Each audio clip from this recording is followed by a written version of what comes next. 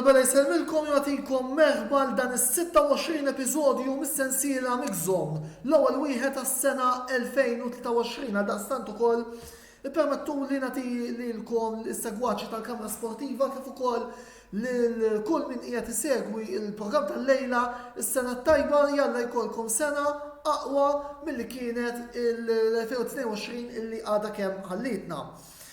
Kif rena fl-introduzzjoni ser ikollna diversi temi u għaldaqstant nibdew minnu fih bl-ewwel parti tal-programm fejn se nagħtu tislima il-Edson Arantes do Nascimento magħruf aħjar bħala Pele li mitpropju bħallum ġimgħu kif qed taraw miegħi bħalissa għandna tliet ħbieb li magħhom ħanagħmlu taħdita qasira fuq dak li għal ħafna huwa l-aqwa plejer il qatt rat il-logħba.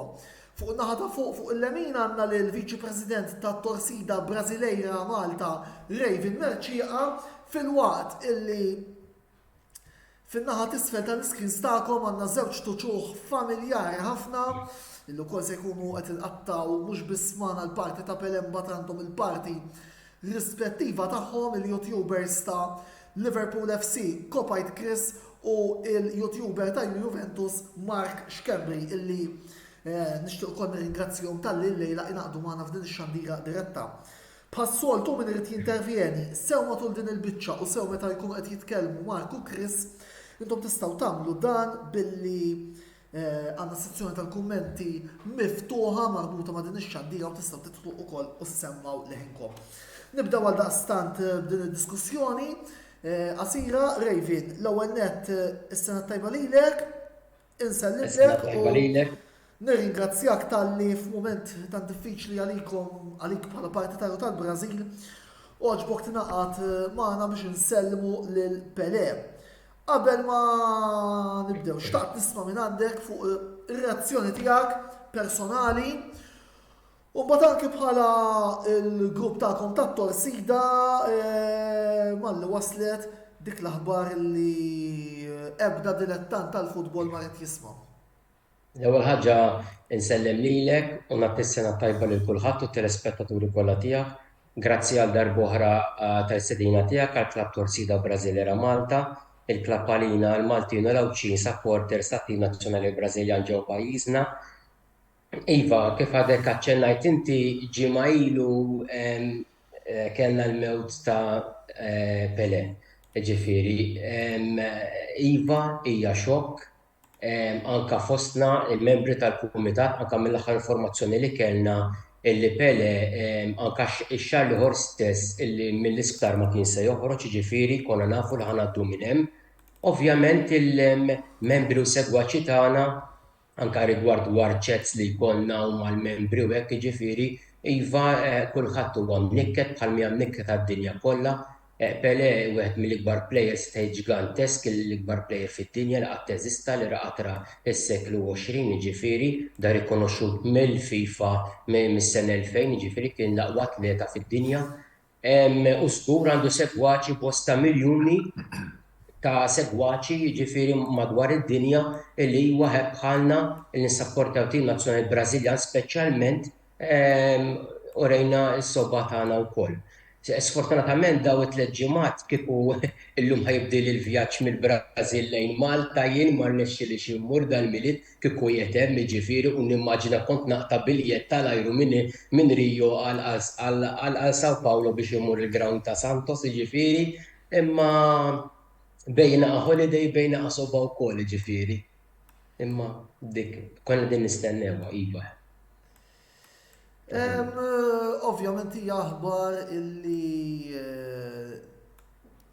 ovvjament hija aħbar ta' niket. Biss issa xtaqt illi Ndaħħal ftit ukoll lil Marku l-Chris fid-diskussjoni. Qabel xejn, grazzi tal-li lejla ġobkom titħlu live anke din il-parti tal-programm.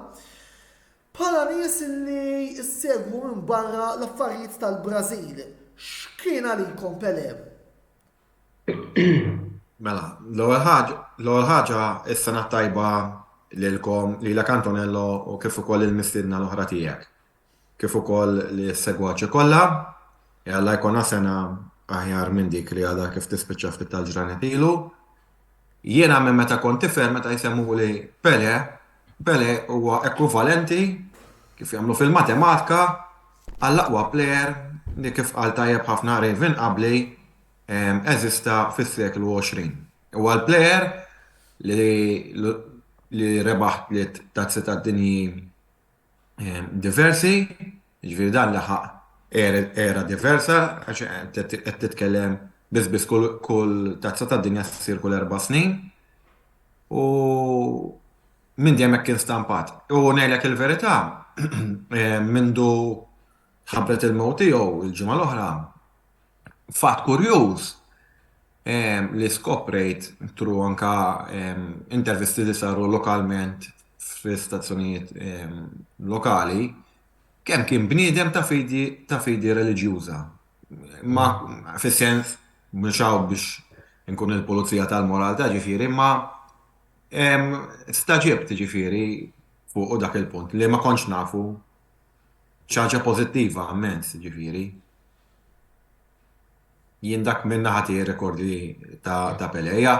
Li nista' ngħid hija ħasra li qatt m'għamel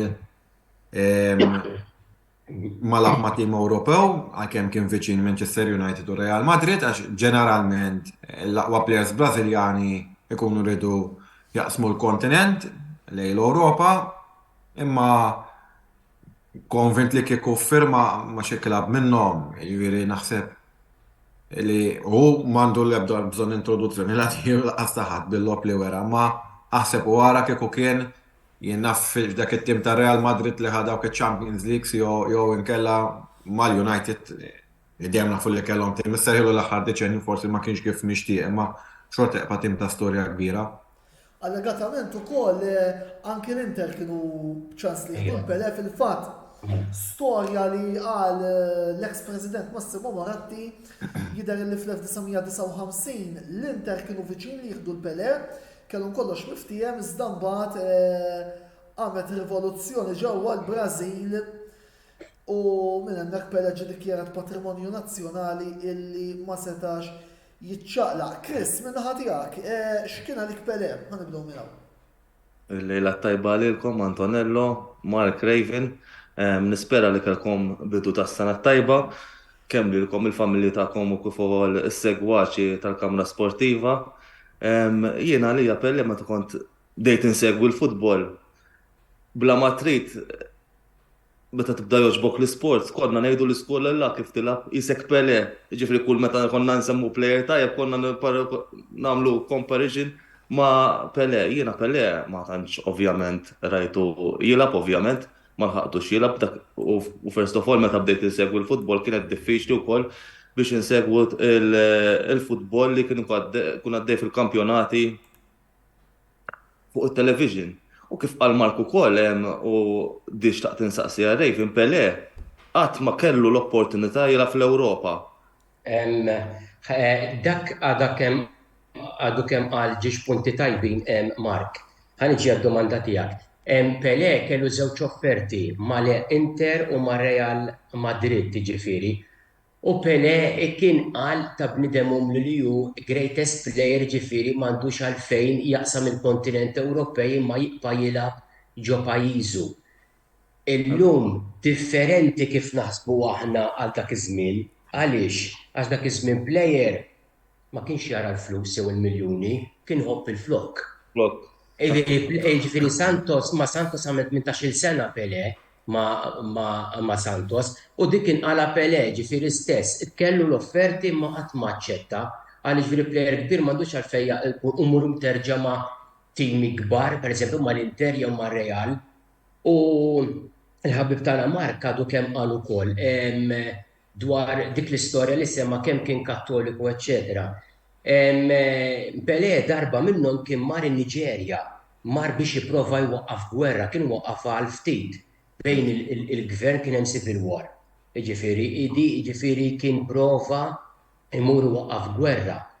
U meta kien l-aħħar World Cup li der Pelé fuq siġġu tar-roti fil-Russja f'2018, ġifieri, u Putin kellu ritratt ma' Pelé, Pelé fl-ewwel ta' Ġunju li għadda bat ittra lil Putin biex iwaqqaf dil-gwerra, din-invażjoni fuq l-Ukrajina. U ppostja din l-ittra fuq l-Instagram ta' Pelé stess.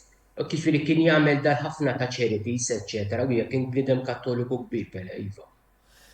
Għanna fil-fattu koll l-ewwel kumment ta' nistgħu nedwek l-ewwel kumment tal-programm Mixon għal din is-sena minn għand Brady Buġejja, segwaċi wkoll leali ta' dan il-programm is-sena tajba lilek Brady. U fej apparti qed jawgurana s-sena tajba għalilna Pelé bniedem ta' fidi, però għajla ġġielet kontra r-razziżmu. Pelé kien plejer li qajjem l-isport tal-futbol madwar id-dinja.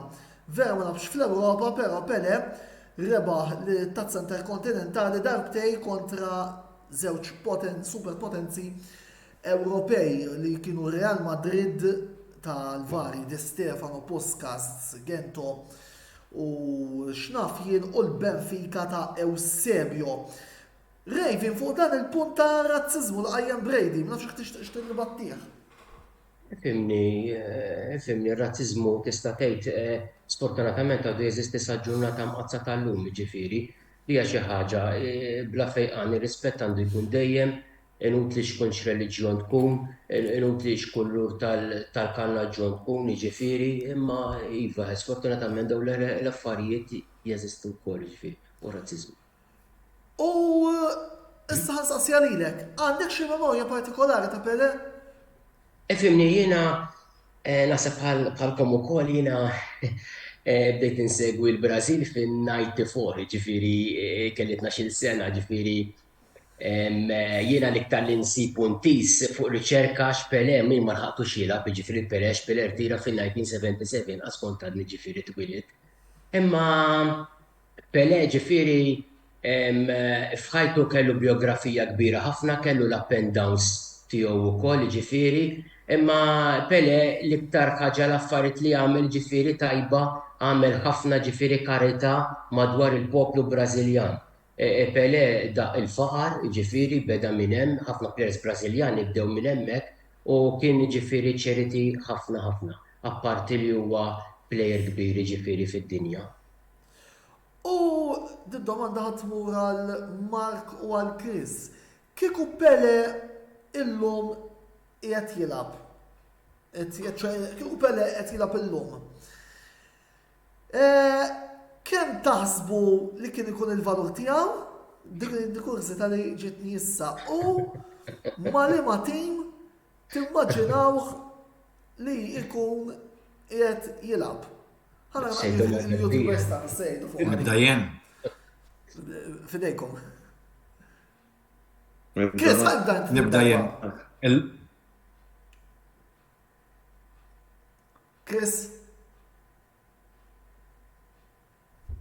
X'inhu? Għax naħseb weħel l-internet.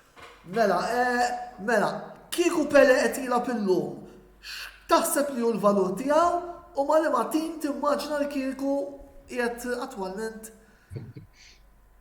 Il-valur tiegħu huma taqbdilhom xarti transfer market kif qed naraw figuri kbar, speċjalment wara World Cup għal players li jkunu kellhom forsi prestazzjoni tajba fil-World Cup, il-valur tiegħu però Pelé nimmaġina li kieku huwa ta' wieħed kbir u jkun ta' viċin, ġifieri naħseb li jkunu viċin ta' 200 miljun u 200 miljon.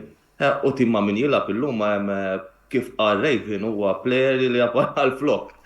Issa timmit li jabbar għal-flok. Dik ħaġa spiċċat illum. Le, eżattament. Mux, għaw minn għadu għat jilgħab għal-flok, ġifieri. Naqset ħafna, ovvjament, ħajġibu il-valur tal-pagi u daw l-affarijiet. Però jgħid immaġinaħ jilgħab għal-mal klab li nżobb miegħu jiena mal-Liverpool. fis-sens tgħidli ħajaqbel. Ma nimmaġinax jilgħab ma' tim eżempju mhux qed Ma ngħidlek tibda Real Madrid. ċenarju.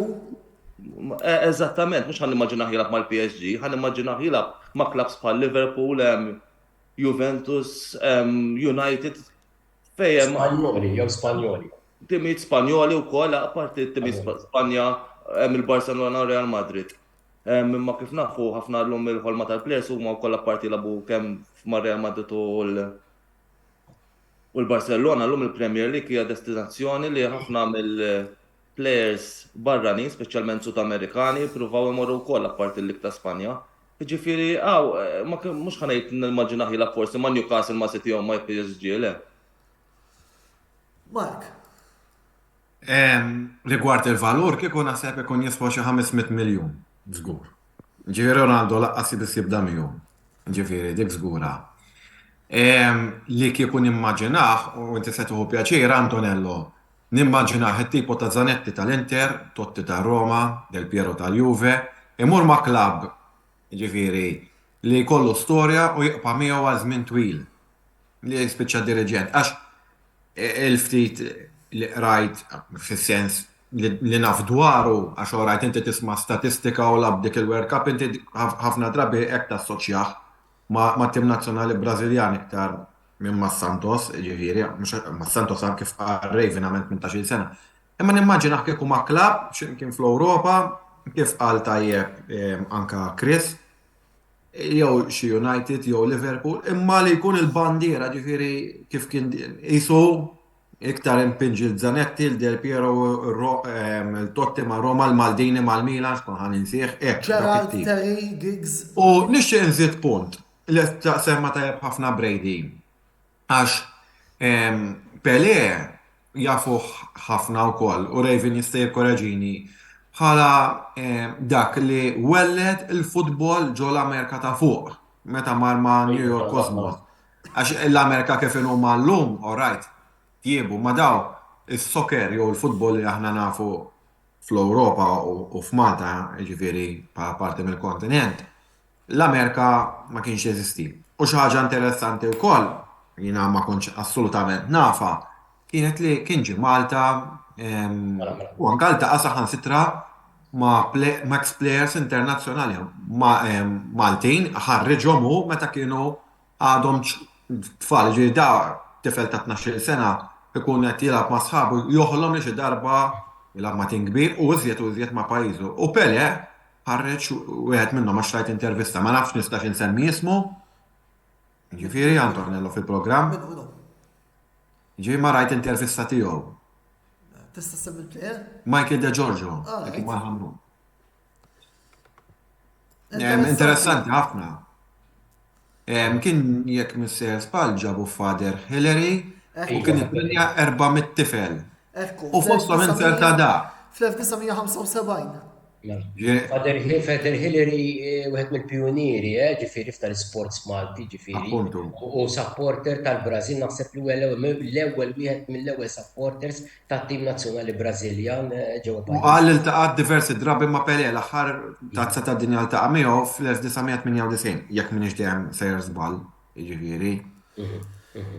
Fil-fatt ukoll qed naraw xi kummenti Brady u James Sajd, il-korrespondent tal-futbol Ingliż, semmew ir-Real Madrid u Chris Brady tafalek l-ewwel botta qallek il-probabilità li jirbaħ il-Premiership la mal-Liverpool hija waħda minima. Fuq il-Liverpool ħan nitkellmu iżjed tard, però. Biss naqbel ma minsemma Real Madrid iktar naraħ ma' xi tim bħal Real Madrid jagħmilek dik il-karriera twila kif eventwalment għamlu Modric pereżempju, Raul li baqgħu hemmhekk sal-aħħar tal-karriera. Mela biex nibdew nagħlqu wkoll din l-ewwel parti għal xi għandna programm li daqs spajda. Raven, x'legat ser ħalli Pelé warajh. Smajna fuq talba tiegħu il-flok numru 10 tas-Santos mhux ser jiġi irtirat, li fil-fema tiegħi hija deċiżjoni ġusta, biss x'legat se jħalli Pelé ġewwa l-Brażil kif ukoll fil-kumplament tad-dinja. Ifimni, Pele, fuq rigward il-flok numru 10, iwa jena naqbel li m'għandux jinżamm, ġifieri għandu jibqa' jintuża numru 10. Bħala legat Pele ġifieri żgur illi dil-ġurnata il-mewt tiegħu ħatibqa' mfakra 29 ta' Diċembru tal-2022 ħatibqa' mfakra tista' tgħid kull sena legat wara il-mewt tiegħu bħalma qal tajjeb il-President tal-FIFA ukoll qal min jistgħu dawk il-pajjiżi staqsa li jsemmu jekk jistgħu stadium għal Pele għadkom kemm issemmu meta kien ġie Malta Pele il-ground tal-Orfejum il-Gżira għaliex le ġifieri dak il-ground illum il-ġurnata ma ninvestux nagħmluh ground u nsemmu għal Pele peress li kien ħarreġ it-tfal hemmhekk. Għaliex ġifieri illum il-ġurnati qatt ma niftakru jiffunzjona da u kien ġie Pele b'kull ħaġa sabiħa jkollna ġifieri tifkira ta' meta Pele ġie Malta fil-75. Inti qed tgħidli se jħalli warajh min jaf kemm monumenti ħajamlu, eċetera, u stadiums mhux fil-Brażil biss imma madwar id-dinja.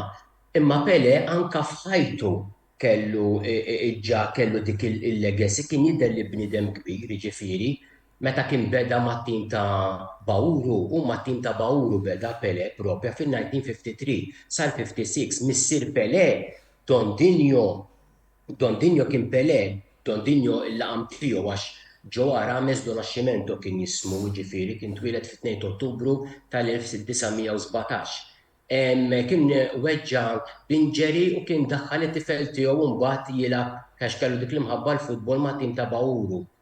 Kien ġa 14-il sena Pele kien jidher li ħajkun plejer kbir bħalma lum il-ġurnata tal-Brażil għandhom bħalissa wieħed għadu żgħir Endrick Filippe wkoll tissemma li ħajmur t-sena oħra mar-Real ġifieri.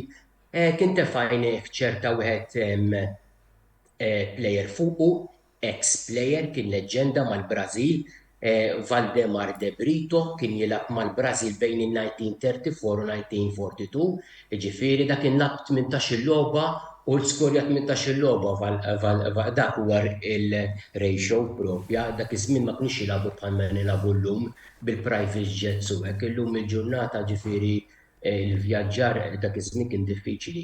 U Pele mbagħad fin-1956 kien beda ffirma f'Ġunju ma' Santos. U kien hemm logħba famuża f'Settembru fis-7 ta' Settembru kienet tal-1956. Il-famuża żewġ timiet ta' San Paolo kienu rebħu l-Corinthians 7-1 kien brilla u spoda fiha Pele u kien skorja ta' 15-il sena mhix ċajta kien ġa beda jrebba dik il-legacy ġifieri il-qudiem u baqa' jitla' ġifieri s-suċċessi li kellu mal-Brażil eċetera. Il-World Cup tal-1958 ġifieri u tant kemm kien x'ħadd semma wkoll illi ma ħallewx jitlaq mill-Brażil jilgħab ma' tim Ewropew. In-1961 kien hemm president da Silva Quadros li kien sejjaħ il-Pele teżor nazzjonali. Tista' tasal x'imkien iktar fejn il-president tal-pajjiż isejjaħlek bħala teżor nazzjonali.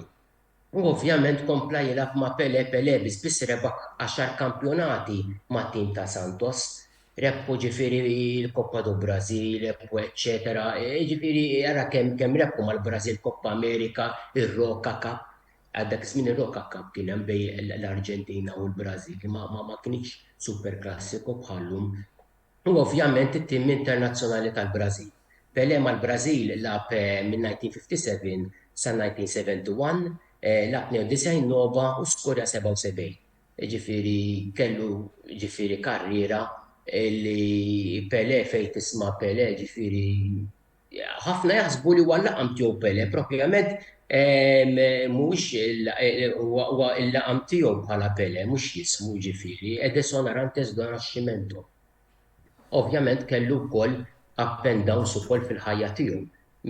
Pele fin-1995 kien ukoll Ministru għall-Isports fl-ewwel tas-sena tal-1995 u kien irreżenja fuq konflitti politika Brażiljana ġifieri tippruvawx tifhmuha fi 30 ta' April ta' 1998 ġifieri. Mbagħad ġifieri kellu up and downs, pereżempju bħalma kien Pele, Pele kellu 7 tfal, sfortunatament kellu waħda qatt ma rikonoxxiha, Sandra Magado, u kienet mietet Sandra Magado bil-marda qerida tal-kanser fi 2006, li baqgħet tgħid li Pele huwa missiera, anke l-qorti d-DNA stess għarfet li Pele huwa missiera ma di qatt ma ċċettaħħa, li tgħid kien hemm housemate Anizia Magado kienet taħdem fid-dar ta' Pele fin-1964 u ġara li ġara, u kellu wkoll it-tieni wild minn tal-ewwel mara il-plejer Edinho. Edinho huwa t-tifel ta' Pele. Twilet f'Awwissu ta' 1970 ġifieri, u kien jilgħab mat-tim ta' Londrina spiċċa, huwa tim tal-istat ta' Paraná, mill-istat ta' Paraná, u qiegħed fis-Serja B.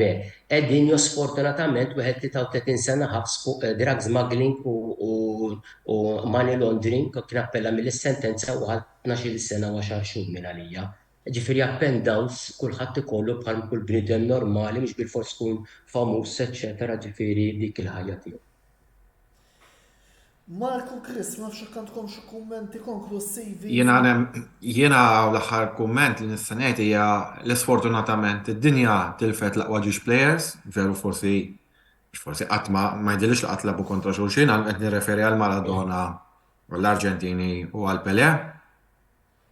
U naħseb għas-supporters tat-tim Brażiljan bħal Raven naħseb ix-xahar ta' Diċembru ta' dis-sena jridu jinsew mill-iktar fis possibbli eliminazzjoni bikrija, jew jiena fl-opinjoni tiegħi mit-tazza tad-dinja, jiena kont narhom wieħed mill-temijiet favoriti flimkien mal-Arġentina.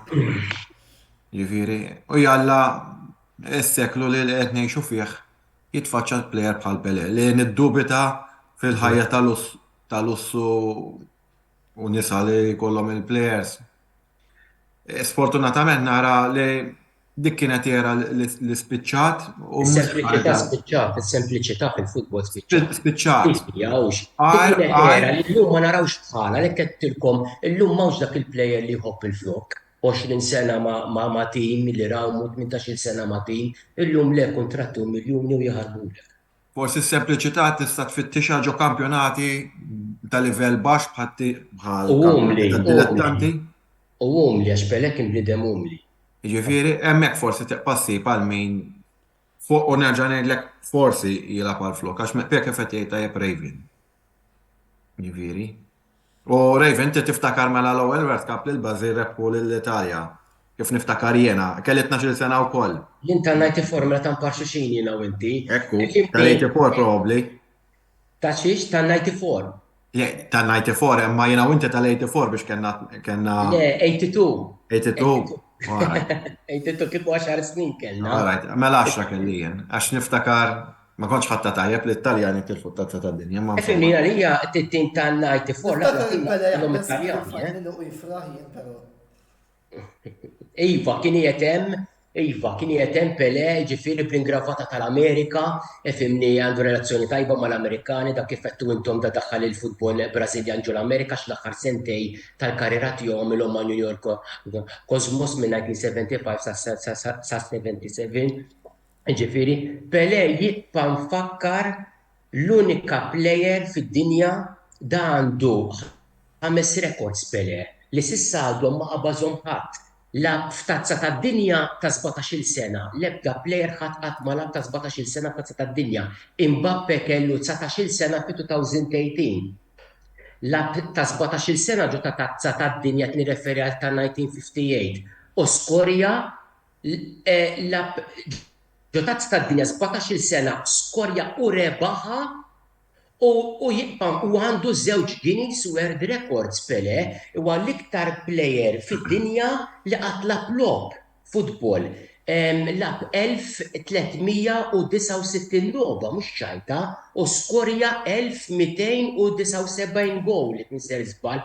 L-ebda plejer qatt ma lab daqshekk lob fid-dinja u skorja. Ġifieri inti tittotti il-leaks ma' Santos tal-Brażil, il-friendlies, dak iż-żmien kienu jilagħbu ħafna tournaments bħal Bernardo Higgins Cup, il-Rock Cup, Atlantic Cup, da kien hemm dak ħafna tournaments mhux bħallum bl-ajruplani vjaġġaw minn kontinent għal ieħor u l-ebda plejer qatt ma lab u skorja daqskemm lab Pelé, ġifieri.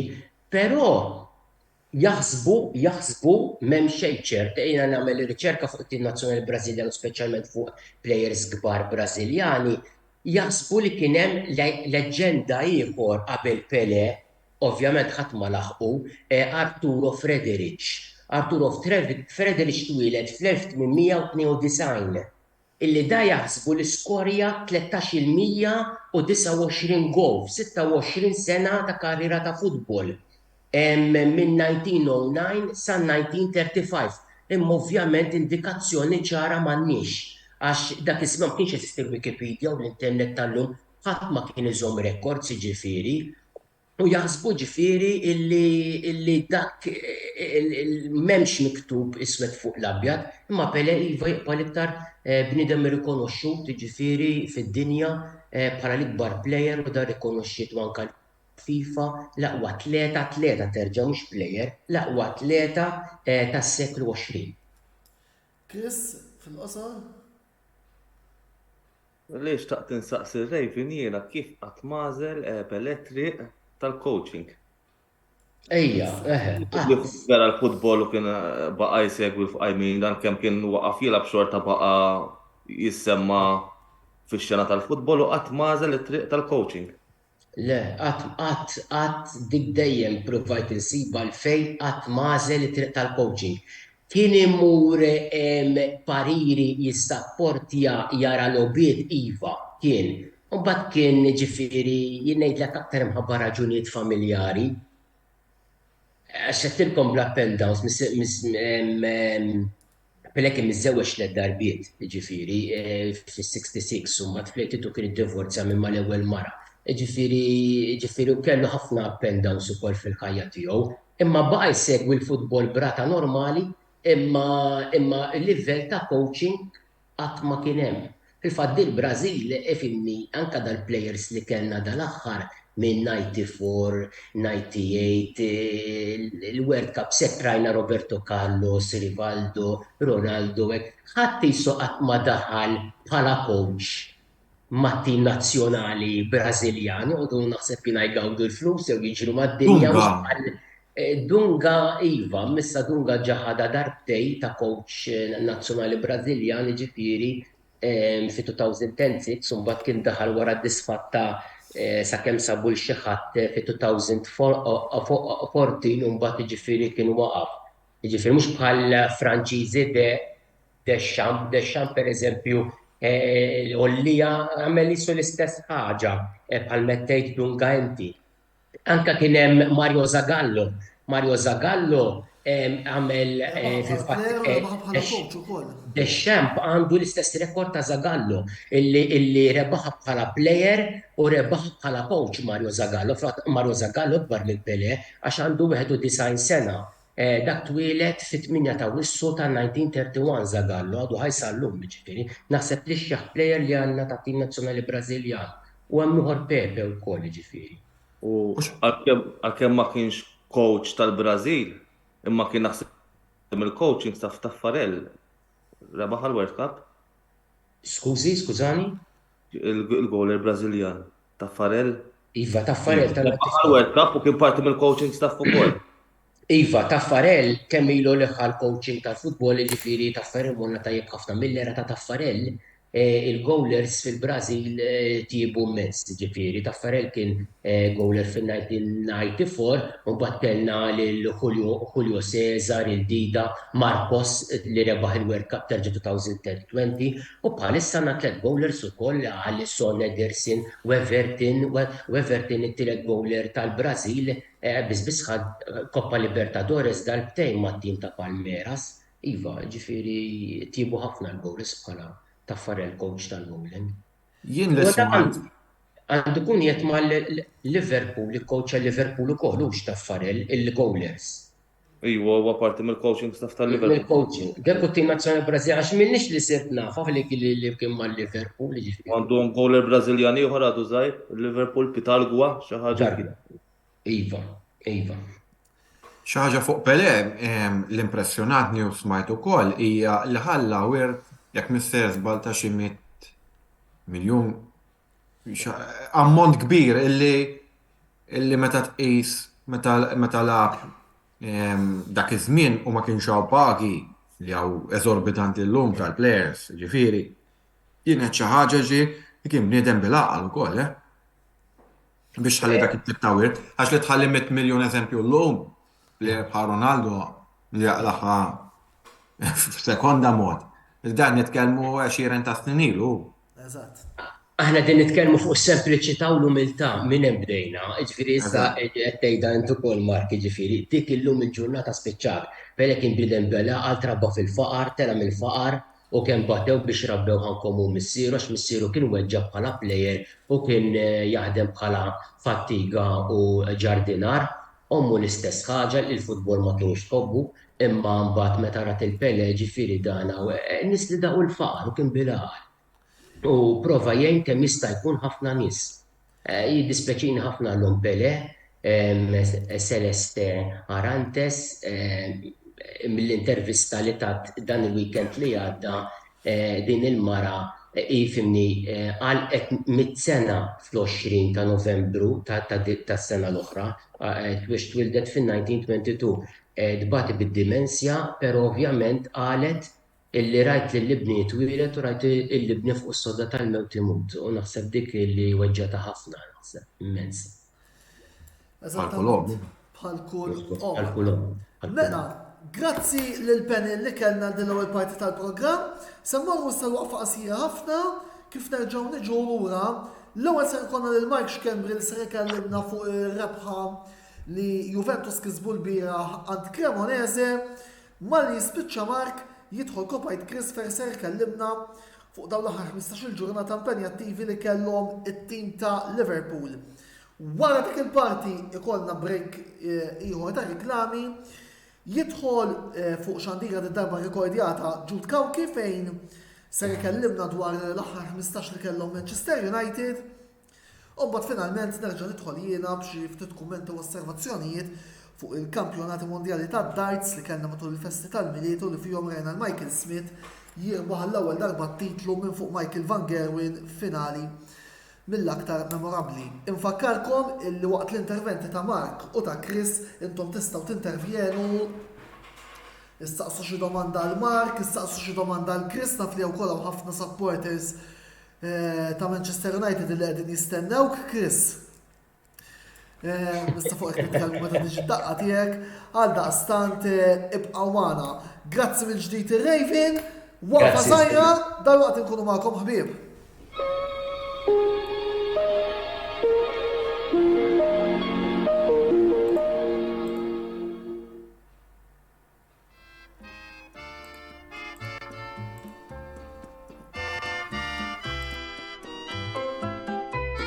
Grazzi, insellmilkom, ikollok bżonn xi ħaġa kellimni. Thank you ħafna.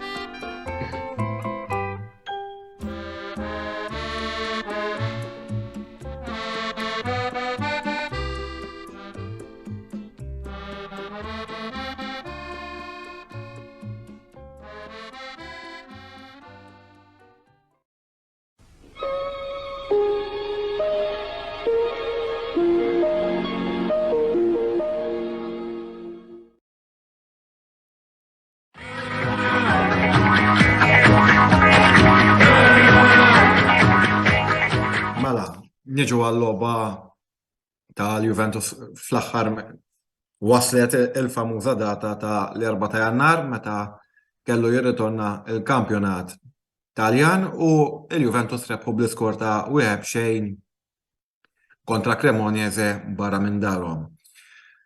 Nazzarda ngħid għax nitkellem bla kantunieri kienet rebħa anz ħafna li kieku se teġġidru ma kien ikunu serqu xejn il-Cremonese minkejja li jinsabu lejn l-aħħar postijiet tal-klassifika, imma għas-seba' logħba konsekuttiva il-Juventus rebħu ma qalawx go u b'kollox dawn is-seba' logħbiet skurjaw 13 il-go u dejjem titqies li f'daw il-logħbiet dejjem kienu mingħajr bejn 5 u 6 players importanti fid-dawl li kif kont qed qabel lejn l-aħħar tas-sena kien hemm u għad hemm problemi amministrattivi li jridu jiġu riżolti minħabba is-saga tal-Prizma.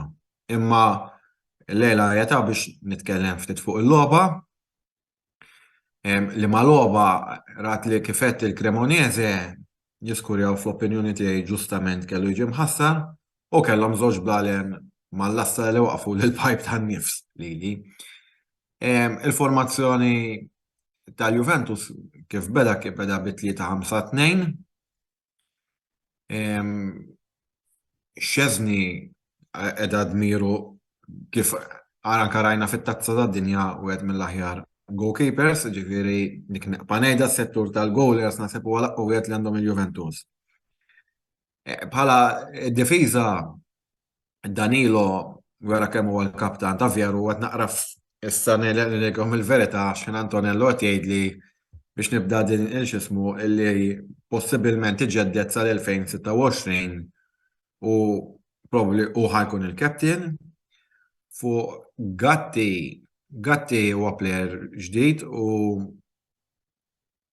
kellu l-beħ ċans ta' gowl li jiftaħ l-iskor. Ma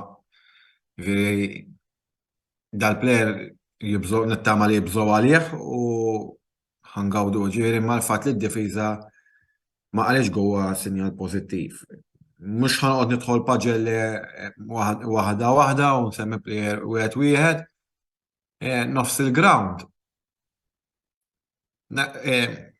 Kif beda forsi ma rajtux daqshekk ta' barra minn hawn, imma x'inhu mbagħad daħal Rabiot kif qal Allegri wara l-logħba dal-plejer huwa devastanti u nittama li forsi ftit ta' xhur ilu qatt ma kont ngħidha, ma nittama li da jibqa' kemm il-possibilità kważi zero, jekk mhux zero hija viċini zero, ma issa rridu nistennew ħafna affarijiet, ġifieri daw is-sitt xhur li ġejjin huma test kemm għal Cherubini bħala d-direttur sportiv, għal Allegri li huwa is-Sir Alex Ferguson għax għandu iktar potieri u responsabiltajiet prattikament ġew kollha f'idejh u għal kwalunkwe plejer. Minn hemm li mbagħad iridu naraw x'se jissuċċiedi, jiġifieri u hija storja twila mhux il-ħsieb tal-programm. Ħadd pjaċir b'saw li kellu ċertu movimenti li fakruni f'Dybala, il-mod anke kif ixxidja eżempju l-ballun, ċertu xuttijiet, titqiżda l-plejer niddubju jekk għandu 20 sena minn għalija 19 għandu, jiġifieri u li jkompli jagħti spazju lil plejers bħal Miretti hija xi ħaġa tassew pożittiva. Issa illi rrid ngħid huwa wara l-logħba tal-bieraħ Locatelli awtomatikament sar plejer tal-Juventus għax l-aħħar snin l-aħħar xhur labhom mal-Juventus imma kien jisuqiet b'self għax dak kien hemm ftehim speċjal fis-sajf tal-2021 fuq il-famuż issue li għaddejja bħalissa dik waħda mill-affarijiet li dak iż-żmien qalet li suspetti li l-finanzi tal-Juventus ma kienu sew il-mod kemm damu jippruvaw sabiex iġibu d-deal ta' Locatelli u issa li kienu jisu sentej ma ħallsux u mbagħad jibdu jħallsu wara. Issa dan ġej jiġifieri uffiċjali u s-somma tiegħu tibda titħallas jiġifieri. Dik xi ħaġa għalfini ta' Locatelli. Ma nistax ma nammirax il-go għala Pirlo li skurja Arek Milik, ġifieri u refana minn xarna, ġifieri dal-plejer forsi ġi fost ċettiċiżmu kbir minħabba l-fatt li dejjem nafu li kien ikun imweġġa u nittama li Juventus jiffirmaħ b'mod permanenti mill-iktar fejs possibbli. Jien ma ħobx nitkellem fuq players ta' tim avversarju, però il-bieraħ kontra l-Juventus kulħadd jipprova jagħmel l-aħjar tiegħu Champions u mhumiex Champions, jiġifieri, imma xorta jaqgħu il-Juventus kulħadd jagħmel l-almu. Però il-goalkeeper Karnes hekk il-bieraħ għamel logħba tal-bliħ. Issa naf li l-Juventus qegħdin isegwuh għax ħafna qegħdin jgħidu li huwa il-Viċi Buffon dan nagħtu goalkeeper ta' tenera ħafna, però il-bieraħ għamel logħba li ta' min il-Juventus mhux ħanallimhom jien ġifieri, sempliċement supporter, imma l-scouting tal-Juventus għandu jikkonċentra fuq huwa goalkeeper Taljan, ġifieri li xi ħaġa l-Juventus dejjem kellhom minn żmien Zoff, Tacconi, Peruzzi, Buffon, ġifieri jalla da jekk għadha pjetada jiġi magħna xorta jiena nemmen u nibqa' ngħid li jekk kemm il-darba jitlaq Szczesny Perin għandu jieħu jew kważi jiena xorta fl-opinjoni personali tiegħi li Perin għandu jkun in-numru wieħed, imma insaw l-opinjoni personali tiegħi, ġifieri dal-goaler ta' min jonsibu. Li rid ngħid huwa fuq il-ġiex Arġentini. Di Maria sfortunatament wara ċ-ċelebrazzjonijiet u x-xalar ġie lura u kif kien mistenni ma kienx qed jilgħab weġġa u l-logħba ta' Paredes huwa kienet irritanti. Jien lili ma tantx ikkonvinċini. Issa dar jedu Allegri qal qiegħed kuntent bih, forsi qalek biex jiddefendih ukoll mill-medja x'tafu l-medja Taljana kif toħroġ, imma jekk xejn importanti li waslet ir-rebħa fid-dawl tal-fatt li l-Inter għamlu rebħa kbira, fis-sens kbira ta' prestiġju, issa kux għarraba post, jekk hux għax ħajatu indikazzjoni għax l-Inter diġà rebħu anke l-logħba ewwel mal-Atalanta li ħajkunu hemm sal-aħħar sal-iskudetto, irridu naraw kif irridu naraw jekk il-Juventus finalment mhux ħajlabu fiċ-Champions League għax jistgħu jiġu mal-ewwel erba' u minħabba s-sitwazzjonijiet li qegħdin fihom jew issa taw lil UEFA biex pattilhom tal-li ppruvaw jagħmlu Super League li jitfgħu mill-barra fuq din l-iskuża. Ma issa dik nistennew nafx dik taf tiffaċilita t-triq lil ċertu timijiet oħrajn. Jalla fis-sens li nibgħu nilagħbu u nirbħu ma naqlawx gols, għax dak ikun ifisser li qegħdin fit-triq it-tajba, id-distakk u li hu mill-ewwel post għalkemm ma tantx nara onestament veru dejjem ngħidu li l-iktar ħaġa u l-uniku ħaġa li tot tal-Juventus hija li jirbħu, imma nkunu saqajna malħar. Naħseb li il-Milan mhux ta' min jarmihom, u rridu naraw in-Napli kif ħereġixxu, issa n-Napli jekk il-Bambini Rejt mhux il-logħba li jmiss tal-Juventus għax dik jekk nhar is-sibt fis-sitta mal-Udinese immisshom konfront man-Napli. Issa jekk jiġi riżultat pożittiv nhar is-sibt, jerġa' jiġi ieħor man-Napli, irridu naraw l-aspettattiva jekk hux mbagħad ħadkun li nippruvaw nirbħu il-kampjonat. Imma anke mill-kamp Juventin ma jtunix qisu x'nifhem li fil-verità ma issa jew tkun xi ħaġa mossa mentali biex ma jżidux il-pressure fuq il-players. Jew nkella ma nafx jiġifieri għalfejn ishom jagħtuni l-impressjoni qed jiġġieldu għal post mal-ewwel erba'. U anke jixtiequ li jikkontestaw il-finali tal-ġiex kompetizzjonijiet l-oħra li huma nitkellem għall-Europa League li mhix ħadkun daqshekk faċli u anke għal Koppa Talja. Ifhimni, jiena xorta qiegħed kaut, Antonello jiena segwejt anke l-post-match reaction tiegħek. U inti qed niġġieldu wara post b'referenza l-Inter. U jiena anke fuq il-Juventus, il-Juventus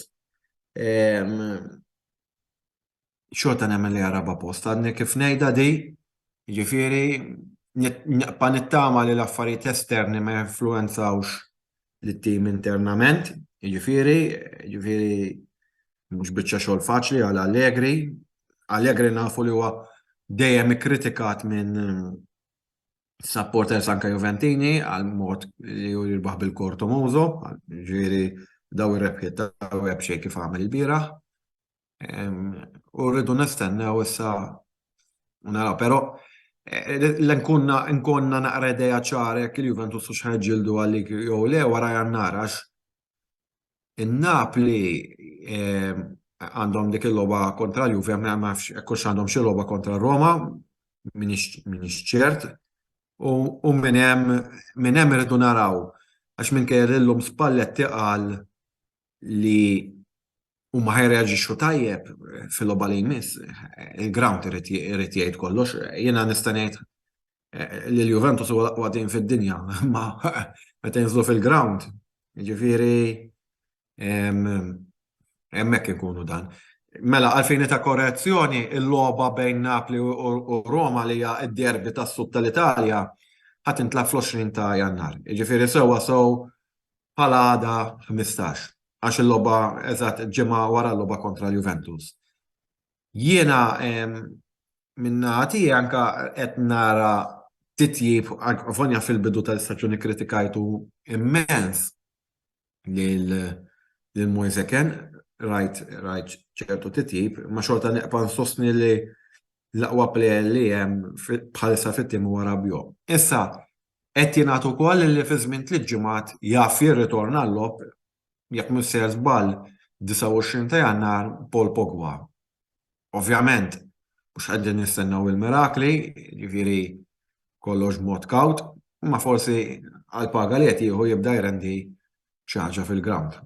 Jiġifieri Pija jiena min-naħa tiegħi għallejla prattikament li kelli ngħid qedtu jiena mbagħad l-appuntament li jmiss magħkom ikun għall-logħba mal-Udinese u mbagħad inħabbru l-ħinijiet iktar tard. U anke l-editur Antonello li minn ġdid nirringrazzjah tal-opportunità li tani l-lejla.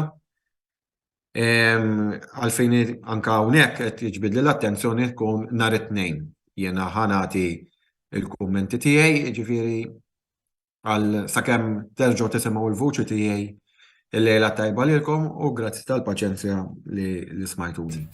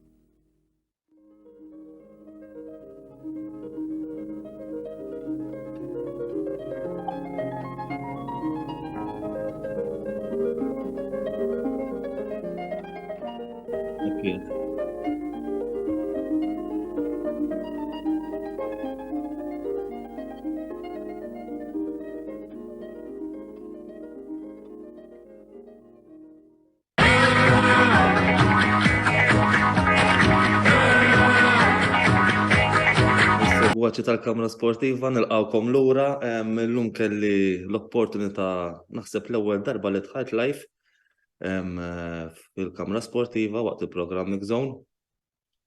Illum kelli l-opportunità wkoll nitkellem ftit minuti qasra waqt l-introduzzjoni ta' Pele u issa wara Mark wara li ta' il-kelmtejn tiegħu fuq il-logħba tal-Juventus Cremonese ħankun qed nitkellem naqajjiena fuq il-logħb li kellhom il-Liverpool għal daw l-aħħar 15 wara l-World Cup. L-aħħar li tajt il-kelmtejn tiegħu l-opinjoni tiegħi kienet meta il-Liverpool labu home kontra Southampton, konti għatem għal dik il-logħba. Konti li ma nitla Liverpool żmien twil u kienet logħba sabiħa li ħadd pjaċir nara. Jiena fimni kull meta nitla anke kienet il-funu pjaċir xorta laqgħu li qed nara l-klabb tiegħi. Nibda nilqa' naqa' minn issa.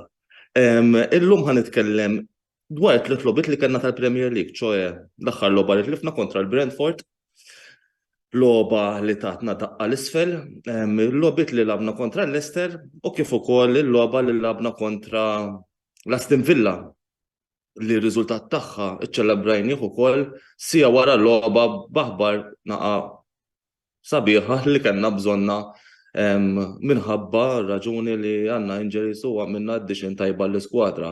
U kont ħansemmi wkoll hekk jippermetti l-ħin il-logħba li tlifna wkoll kontra Manchester City fil-League Cup li tlifniha b'riżultat ta' 3-2. Dan l-aħħar titlobiet kif ukoll qabel il-World Cup kellna naqa' problemi Liverpool fis-sens ma konniex konsistenti fir-riżultati, nirdu nammettu Liverpool ma kinux konsistenti fir-riżultati, però dawn ġew minħabba l-injuries. L-injuries tefawna lura. U jitfgħu lura kull tim mhux lilna biss ġifieri min joqsulu l-kollu press bl-injuries dejna naraw naqa' kummenti u ġud tefali kumment il-kes ħasieħbi. Iwa, dak il-kummenti kont nitfaħħom jiena meta aħna konna nkunu fl-ewwel tal-klassifika fuq xi 20 punt, kważi 30 punt il fuq l-offersarja tagħna. Imma nista' ngħidilkom proset tal-li rbaħtu it-tazza tar-raba' post jew it-tielet post fejn qegħdin. Imma insomma ċajta naqa' magħkom. Ħanibda nikkummenta ħalli nibda naqa' bit-toma l-ħażina u nispiċċa naqa' b'toma tajba. Nispiċċa b'toma tajba. Bdejna bil-logħba, ħanibda bil-logħba tal-Brentford. Il-Brentford tlifna magħhom, hekk tgħidli kont qed tistenna qed titlef magħhom, kont qed nistennihom ituna logħba għax bħal da żmien sena wkoll konna labnilhom konna ġejna 3-3. Ġifieri meta ġejna 3-3 magħhom konna battejna u ma konniex konsistenti waqt il-logħba u lajna gows bit-traskuraġġ tagħna. U sena wara erġajna repertejna l-iżbalji ma' Brentford. Dejna l-logħba ċans kbir li fetaħ il-logħba favorina, iċ-ċans ta' Nunes fejn tilef iċ-ċans. Jiena l-kemm Nunes qed jitlef iċ-ċans mhux ħanejt kontri, jiena Darwin Nunes plejer li jogħġobni, forsi għadu irid jaqbad ir-ritmu. Nista' ngħid li qabel il-World Cup kien ser mhux ħażin, bdiet il-World Cup u minn wara l-World Cup law ħlief chances mitlufin ma ngħinix minn naħa tiegħu, però jaf il-qudiem ċertu meta jerġgħu jidħlu lura ċertu players u meta jerġgħu jibdew ukoll naraw ċuħ ġodda jilagħbu naraw l-aħjar ta' Darwin Nunes. L-aħħar logħba ċans fil-bidu tal-logħba tlifnieh u dak kien wieħed mit-turning points li ġie kontrina. Skujjaw il-Brentford sa l-ewwel taqsima konna 2-0 minn taħt, ġifieri jiena meta rajt ir-riżultat 2-0 forsi qed inġibu draw, ma laqqas kien il-każ. Għax għalkemm skujjaw Oxlade-Chamberlain minn tant players quddiem Salah u Darwin Nunes. Meta kien hemm il-cross ta' Trent, skujjaw Oxlade-Chamberlain, però wara ftit il-Brentford reġgħu skujjaw ħassarulhom u tal-mistħija jkolli ngħid li saħħa ġiet id-deċiżjoni favorina li ħassrhom gol il-Brentford. 30 sekondi wara laqqas 30 sekonda wara nerġgħu naqgħu gol. U ġejna 3-1 u hemmhekk kienet id-daqqa tagħna li dik il-logħba ma stajniex nerġgħu niġu lura minnha. Iċ-chances ma telefhomx Darwin Nunes biss, rajna nuqqas ħafna wkoll minn Mohamed Salah waqt il-logħba tal-Brentford mhux qed ngħid jiġifieri li Mohamed Salah għandu staġun ħażin jew s'issa laqqas biss għadda nofs l-istaġun, jiġifieri laqqas nistgħu ngħidu nagħmlu prediction min ħajkun top wara l'issa, għadu laqqas labna l-ammont ta' nofs l-istaġun. Jiġifieri l-istaġun fadallu l-ista ibqa' falli ċansijiet Nunes. James Seth ma nafx ma' min iżomm minn għalli naħseb xi United ukoll nista' immaġina. Imma Nunes iwa tifalli ċansijiet, però jien nibqa' nemmen għax kultant tibda tisma' ċertu supporters minn kull klabb ta' ġifieri b'inkluż supporters tal-Liverpool ukoll. Meta falla ċansijiet Darwin Nunes, il-kummenti li tara fuq il-medja u l-medja tfallu aktar pressure fuqu. Issu Darwin Nunes biss forsi qed juri sinjali ta' flop, meta wieħed ukoll jinsa skużawni kultant qed nieqaf imma nara kummenti, jinsa li l-flop fil-Premier League s'issa forsi Darwin Núñez huwa flop, qed ninsew il-plejer li ieħor ukoll li huwa flop. Li xtrawh aktar minn Darwin Núñez, mhux noqgħod insemmiha ħallihom jikkummentaw huma u jgħidulkom is-segwaċi tal-kamra sportiva minnu.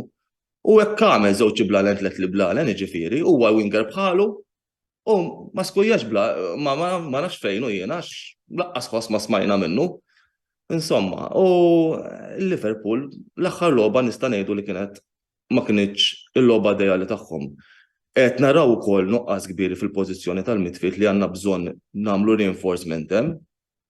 Il-midfield tagħna huwa jien ħafna, il-midfield tagħna għandu bżonn assistenza minn plejers oħra, dejjem qed ikun hemm l-injuries li mhux qed jiġu favorina.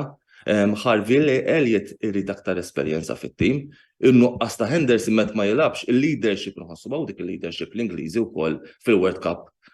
Raw li Henderson huwa leader fil-ground u fil-fatt il-players iż-żgħar li kienu jilagħbu miegħu bdew jagħmlu referenza lejh kif rajna fil-World Cup kien hemm relazzjoni tajba bejn Jude Bellingham u Jordan Henderson. Il-logħba ta' qabel tal-Leicester konna laki il-Liverpool, però nista' ngħid li kellna logħbna logħba tajba fej il-difensur Belġjan tal-Leicester City Fawz tagħna żewġ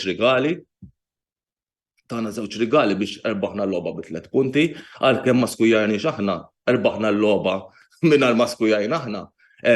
Ma skujjaw plejers tal-Liverpool xort tal-Liverpool ta' prestazzjoni tajba, dik il-logħba rajna l-Fabinho tajjeb ħafna kif ukoll il-Thiago u kif ukoll Fabinho ma labx kontra il-Leicester City għax dakinhar kellu l-mara kienet pregnant. U mbagħad kien hemm fin-nofs dakinhar hekk mill-Mister żball Henderson, Thiago u Harvey Elliott. Dak il-logħob ta' difiża tal-Liverpool fuq il-pożizzjoni ta' wara naraw Trent Alexander-Arnold qed jiddefendi ħafna aħjar mill-ewwel parti tal-staġun, ġifieri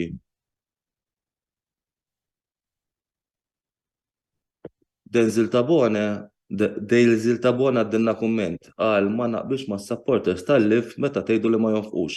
Jekk tara t-tim uniku li players li ma swilkomx ħafna flus huma Robertson u Arnold. Jekk taqtal Henderson li l-hemm żmien.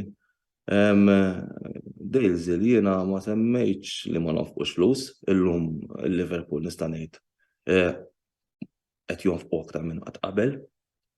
Darwin Núñez ħadnieh bl-add-ons kollox 85 million. Van Dijk kif taf inti f'dak iż-żmien ilu 5 snin magħna ħadnieh 75 million. Jonfqu il-Liverpool aktar huma joqogħdu attenti jonfqu kemm suppost u mhux jonfqu għalkemm jonfqu ammont ta' flus kbar dejż ikun hemm ċertu transfer fejn ibijaw ukoll jiġifieri għandhom policy li l-ewwel ibijaw u mbagħad jixtru. Però li niftakar li transfers li kienu aktar minn 75 million huwa Van Dijk, 70 million minn għalija Alisson Becker, Darwin Núñez bledon sajnih li 85 u transfer li kienet ukoll mhux daqshekk forsi rħisa huwa ta' Luis Diaz, però nistgħu ngħidu wkoll li dal-aħħar ħadna bargain ta' Cody Gakpo li wara l-logħba tal-Aston Villa meta rbaħna l-logħba u għamilna prestazzjoni tajba wkoll għalkemm l-Aston Villa ħarġu għalina fit-tieni ħaf. Ħadna lil Cody Gakpo fi żmien sija wara l-logħba bl-add-ons jitla minn 35 għal 50 million euro. Llum 50 million euro tista' tgħid li meta tieħu plejer 50 million euro ħadtu worth it. Jason Deguara huwa wieħed mill-membri tal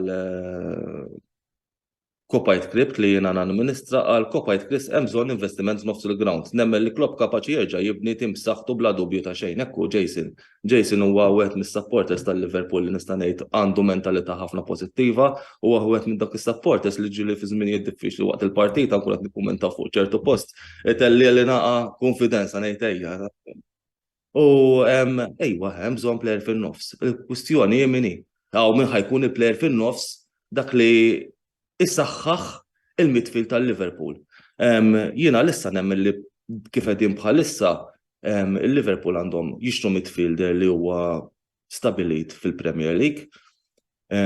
Konna tinsegwu kif bdejna naraw ħafna fuq Twitter u fis-social media il-Enzo Fernandez li kienu qalu l-ewwel il-Manchester United fuq u kif ukoll aħna li konna skont dejjem is-social media ta' Twitter qalu li nfaqna 120 miljon, għamilna bid ta' 120 miljun euro. Chelsea dal-aħħar u bat wara ftit ma baqax jissemma li Liverpool u United qed isegwuh, għalkemm naħseb li United jiena Enzo Fernandez ma nafx li għandhom bżonnhom, jien nemmen aktar li għandhom bżonn plejer bħal Gakpo, fil-fatt il-Gakpo xtaquh u l-alternativ tagħhom issa huwa ġewwa Felix qed jisemma sew li aktar xemm ċans joħduh blown ta' 21 miljun euro u korreġuni ħsir żball, però fuq Twitter rajt li tistgħu toħduh għall-loan il-ġewwa Felix għal 21 miljun. Li ġewwa Felix bażikament jista' jkun ukoll ir-replacement ta' Gakpo sal-aħħar tal-istaġun.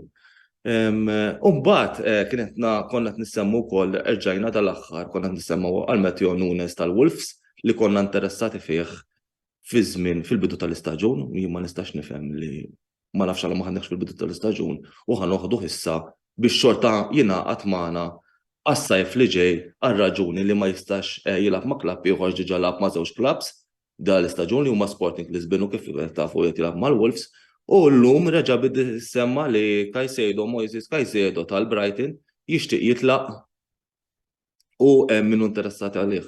Nemmen li hemm iċ-Chelsea u hemm aħna wkoll interessati għalih. Però l-asking price tal-Moises Caicedo huwa kbir ħafna, ġifieri ta' 70 miljun li ma nemminx li illum il-ġurnata għandhom jintafqu dawk il-flus biex tixtri plejer u kif bdejna naktajna doktor qoddim fil-programm li llum il-futbol sar business fortunatament. Skwadri tissaħħaħhom, illum kulħadd jaf jagħtik sorpriża, kif rajna aħna tlifna mal-Brentford, Brentford tim li rebaħ tista' tgħid lil Big Six tal-Ingilterra, parti li Tottenham li ġew tutu magħhom, imma nistgħu ngħidu li taw 4 lil-United, taw 3-4 lil-Chelsea wkoll u kienu away il-Brighton, rebħu ġo l-Etihad Stadium kontra City, rebħu mal-Arsenal ukoll, ġifieri illum it-timiet iż-żgħar fil-Premier League tant huma organizzati li jistgħu jerbħulek logħba faċilment. Kif ukoll rajna l-Brighton l-aħħar ftit għalkemm ma labux ma' tim li huwa xi huwa l-Everton l-avversarju l-oħra tal-Liverpool apparti l-United. Għandna l-Everton insomma aħna kulħadd avversarju tagħna x'meta nagħbu aħna kulħadd irid nitilfu l-Ingilterra. Ta' 4 bla problemi ta' xejn l-Everton, il-Brighton huma organizzati ħafna. Jiġifieri irdu naraw naqa li Liverpool ukoll iseħħu l-iskwadra għax kif qed naraw bħalissa wkoll kont qed nara Chelsea u City kienu jilagħbu faċilment fl-aħħar tal-ewwel ħaf weġġawlhom Christian Pulisic u Aubameyang kellhom ibidluhom. Jiġifieri daw fil-Chelsea qed jixtru players u diġà weġġawlhom tnejn fl-ewwel ħaf. Jiġifieri il-Premier League tant huwa wieħed fiżiku li wieħed ma jistax jaqbad u ma jkollu skwadra b'saħħitha u l-riżultat parzjali huwa ta' b'xejn bejn City u Chelsea. Huwa ta' b'xejn bejn City u Chelsea. Irdu naraw naqax ħajġru quddiem. Għadna biss laqqas biżna is-17 il-logħba tal-Premier League, laqqas għadna biss in-nofs tal-Premier League li kieku illi kellu jispiċċa xarejn oħra ngħidulkom lil-lig qiegħed bejn l-Arsenal City aktar nistgħu ngħidu li huwa l-Arsenal u kieku li jispiċċa xarejn oħra iż-żewġ timijiet li il-top 4 jkunu City, Arsenal, City, Newcastle u Manchester United, però laqqas biss għadna biżna is-17 il-logħba ġifieri li huwa wieħed twil u rridu naraw x'ħajjiġri mal-qiegħda tal-istaġun għax illum problema waħda tista' taqal għalek fit-tim u jista' jinbidel kollox malajr u jdur kollox malajr waqt l-istaġun. Jiena nixtieq ngħid ukoll li għalkemm il-Liverpool għandhom bżonn midfielder ħadd pjaċir li ħadna l-Cody Gakpo, ħanaraw id-debut tiegħu issa fil-weekend li ġej fl-FA Cup kontra il-Wolves. Cody Gakpo huwa wieħed minn dawk il-players li jilgħablek diversi pożizzjonijiet, jekk nemmen meta nkunu team full front three tal-Liverpool jistgħu jkunu Luis Diaz, Nunes u Salah fuq in-naħa tal-lemin u jista' wkoll jilgħab Cody Gakpo warajhom. U fil-holding midfielders nistgħu naraw il-Thiago u l-Fabinho li jkunu qed jokkupaw dik il-pożizzjoni. Il-logħba li jmiss kif qedtilkom hija kontra Wolves u l-Liverpool irdu jagħmlu laqgħa magħhom hemm fil-fixture tal-Premier League li jmiss kontra il-Brighton.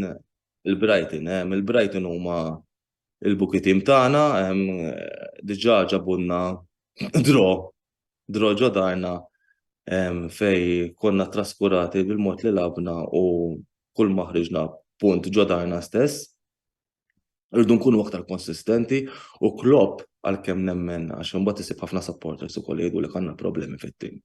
Il-problemi fit-tim meta ma nafx jiena meta tara li ċertu players bħal Cody Gakpo jażlu t-tim tal-Liverpool u jgħidlek għax milli qalu li players tal-Liverpool, il-Liverpool huma skwadra li son familja, ma dak l-affarijiet laqas jgħidhom kieku.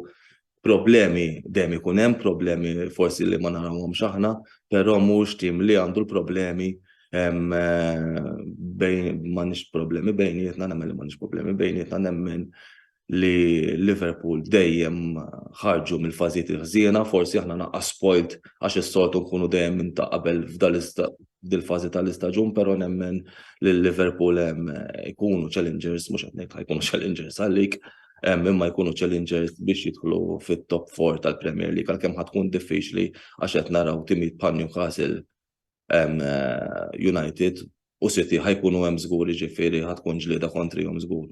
U hekk isaħħu t-tim tagħhom iċ-Chelsea ma nistgħux neskluduhom l-aħħar jiġifieri Premier League huwa kollu emozzjonijiet u lob sbieħ u nistgħu ngħidu li qed tfadlilna Premier League b'aktar lob eċitanti għalina s-supporters u wieħed m'għandux jeskludi li l-Arsenal ukoll mhux nistgħux ngħidu li dejjem jistgħu jibqgħu hemm bil-fors imma kif għedna l-korsa tal-istaġuni hija twila. Jiena llum ħanalaqgħu nirringrazzja lilkom is-segwaċi tal-li segwejtuna għal darb'oħra u wara dil-waqfa qasira ħanisimgħu il-Jude Kawki biex jgħaddilna l-logħba kemmtejn min-naħa tiegħu fuq il-logħba ta' bejn Manchester United u Bournemouth. Fej il-Manchester United rebħu bl-iskor ta' 3-0. Jiena llum min-naħa tiegħi ħaniqafaw lis-supporters tal-Liverpool ngħidulhom you never walk alone u never give up. Minn weekend li ġej hopefully bdew naraw formazzjoni differenti, Cody Gakpo, Nunes u Salah fuq quddiem. Grazzi ħafna u nsemmilkom.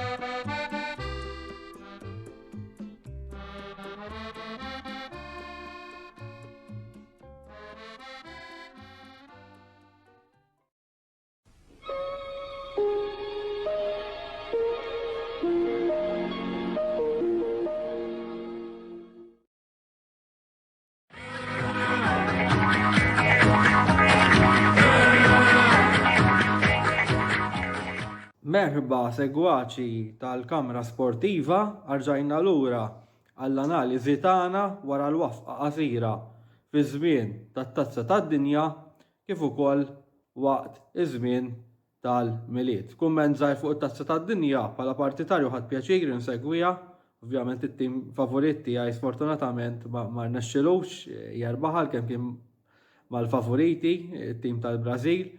Pero issa nħarsu l-qoddim nawguraw li l-tim tal-Arġentina tas suċċess li għamel, pero issa nħarsu l-qoddim sabiex narġaw nibdew insegwu nagħtu l-analiżi tagħna rigward it-timijiet tagħna fil-każ tiegħi il-Manchester United. Waqt il-perjodu tal-festi kif tafu il-kampjonat kompla u mhux il-kampjonat biss, ġifieri Manchester United kienu involuti f'4 partiti. Waħda kontra Burnley fil-Carabao Cup fejn il-United rebħu 2-0, goals ta' Eriksen u Rashford, naħseb kienet waħda mill-aħjar partiti li labna f'dan il-perjodu. Apparti dik ukoll labna 3 logħbiet oħra fil-Premier League fejn nexxilna wkoll nerbħu 3 logħbiet illi għaddew. Ġifieri l-logħba kontra Nottingham Forest l-iskor ta' 3-0 goals ta' Rashford, Martial u Fred. Il-logħba away kontra Wolves goal ta' Rashford once again fl-aħħar kwarta tal-partita fejn naħseb kienet rebħa importanti ħafna għal-United u l-aħħar rebħa l-rebħu l-United kienet kontra Bournemouth bl-iskor ta' 3-0. Casemiro, Shaw u Rashford.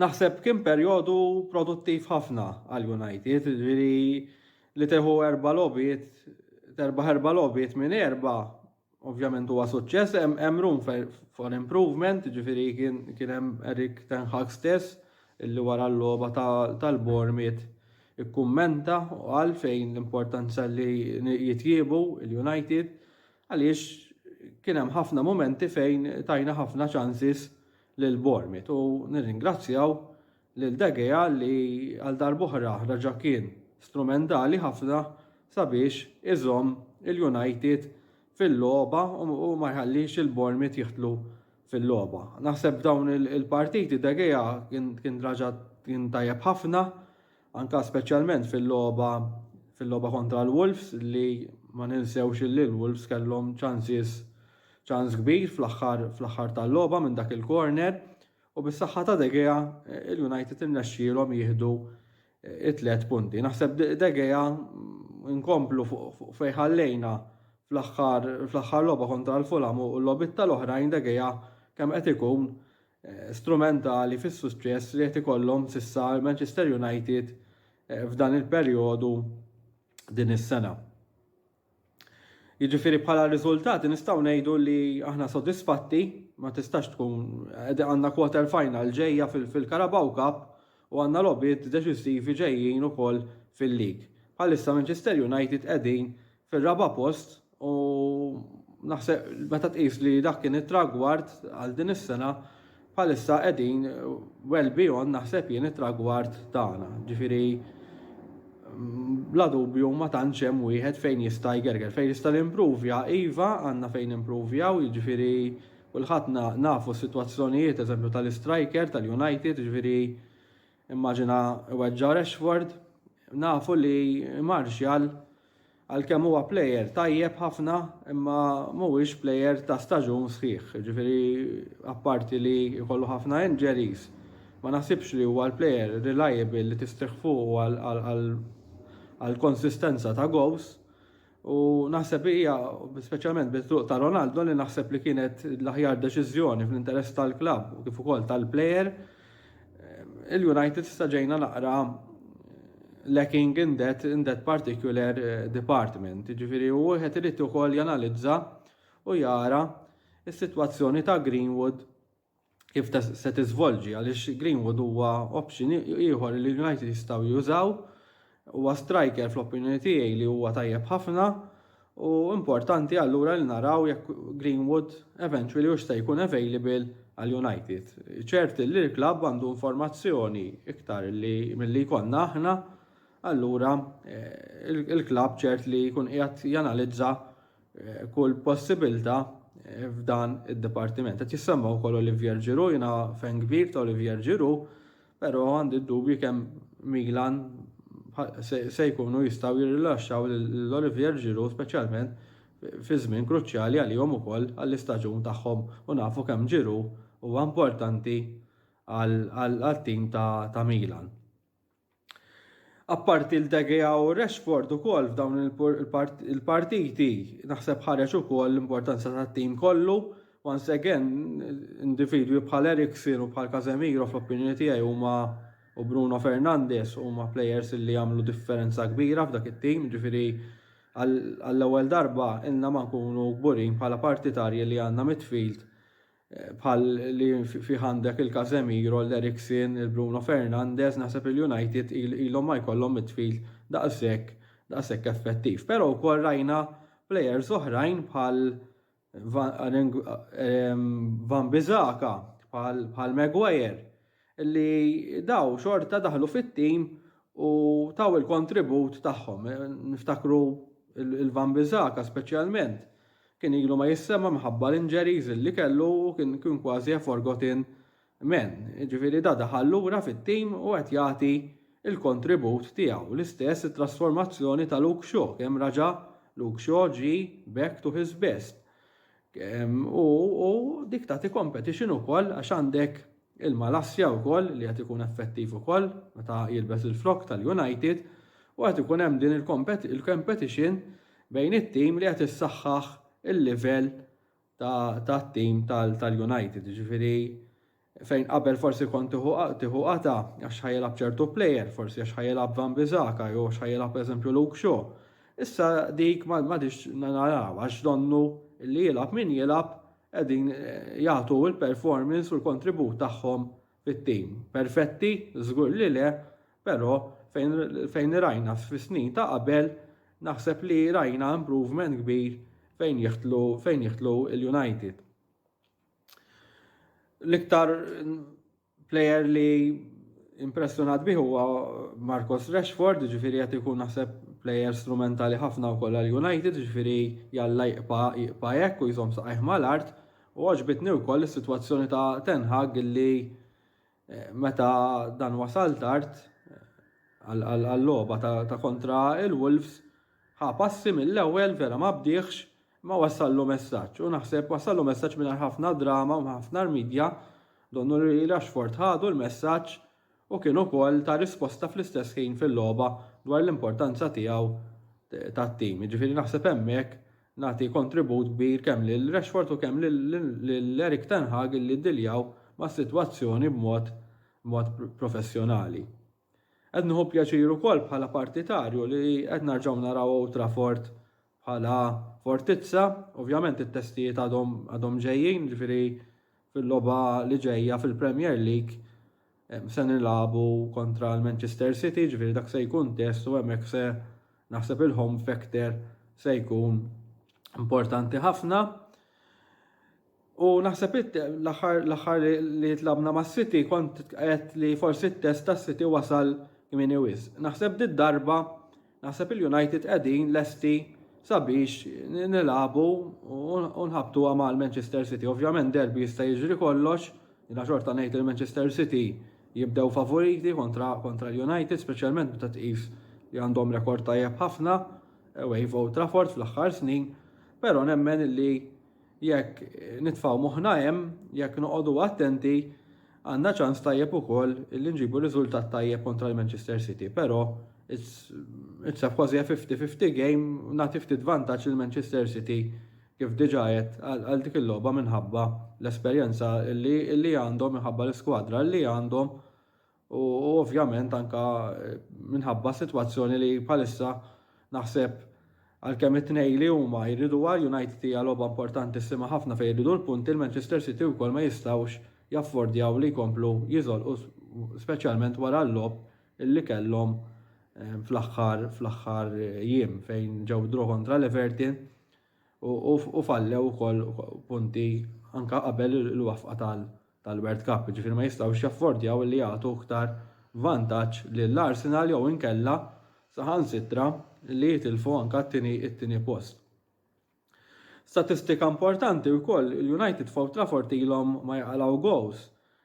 Minn Settembru ġifieri l-aħħar tim li skurja f'Old Trafford kienu l-Arsenal u naħseb dik hija mertu kbir ta' Erik Ten Hag kif irnexxielu jorganizza tim bid-difiża, ġifieri l-improvement tad-difiża kif diġà tkellimna, l-improvement ta' Varane, ta' Martinez, il-logħba kontra l-Bournemouth rajna wkoll il-Maguire u Lindelof fl-opinjoni tiegħi ma nħossniex l-iktar save b'Lindelof u Maguire, ġifieri naħseb li il-first choice huma Varane kif ukoll Martinez, però staġun huwa twil u tiġi bżonn lil kulħadd. Ġifieri din hija xi statistika li tinkoraġġini ħafna li l-United ilhom ma jaqalgħu gows f'Old Trafford u issa naraw ovvjament kif se tkun u kif se żviluppaw il-partiti fil-partita kontra l-Manchester City u qabel ukoll hemm il-partiti kontra l-Everton fl-FA Cup kif ukoll kontra Charlton fil-Carabao Cup. Ftit kummenti wkoll fuq Ten Hag, ġifieri Ten Hag rebaħ 18 partita mill-ewwel 25 u naħseb hija statistika impressjonanti, speċjalment meta tqis kif beda l-istaġun, speċjalment meta tqis li huwa l-iktar manager li rebaħ partiti, ġifieri meta tikkumparah mal-managers li kellhom il-United dal-aħħar, fosthom Solskjaer, fosthom Mourinho, fosthom Van Gaal u fosthom Ferguson ukoll, ma ovvjament kienu żminijiet differenti u wieħed irid joqgħod attent ma joqgħodx jikkumpara dawn iż-żejjed. Però jagħti meritu kbir lil Ten Hag, konna nafu li huwa proċess, però donnu li l-proċess qiegħed jaġġel ftit iktar issa milli forsi stennejna, għalkemm ovvjament irridu nanalizzaw l-affarijiet fuq staġun sħiħ. Jidher li l-affarijiet mixjin fejn jieħdlu l-United, ġifieri din pożizzjoni tajba fil-lig, fir-raba' post u għandna ċans ukoll nitilgħu fit-tielet post jekk nerbħu l-partita li għandna in hand u dan naħseb huwa mertu ta' kulħadd ġifieri, ma' mod partikolari ta' Erik Ten Hag li indirizza ċertu issues li kellhom il-United.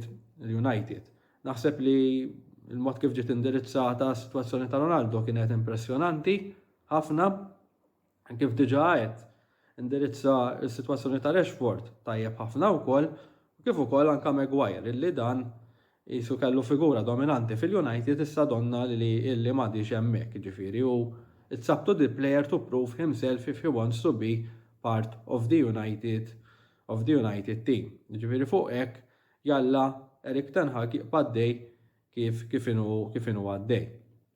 Anke meta tqis li players li ma konniex forsi l-ikbar fans tagħhom aħna bħala partitarji, imma qegħdin nirrikonoxxu l-importanza ta' kulħadd fit-tim. Ġifieri forsi kritika bħalissa ftit li qed jirċievu huwa Anthony, però nemmen li Anthony jiġi wkoll, ġifieri nagħtuh iċ-ċans, imma forsi s'issa mis-signings kollha li għamel Erik Ten Hag forsi Anthony huwa l-iktar wieħed li kien expensive u l-iktar wieħed li he has a point to prove.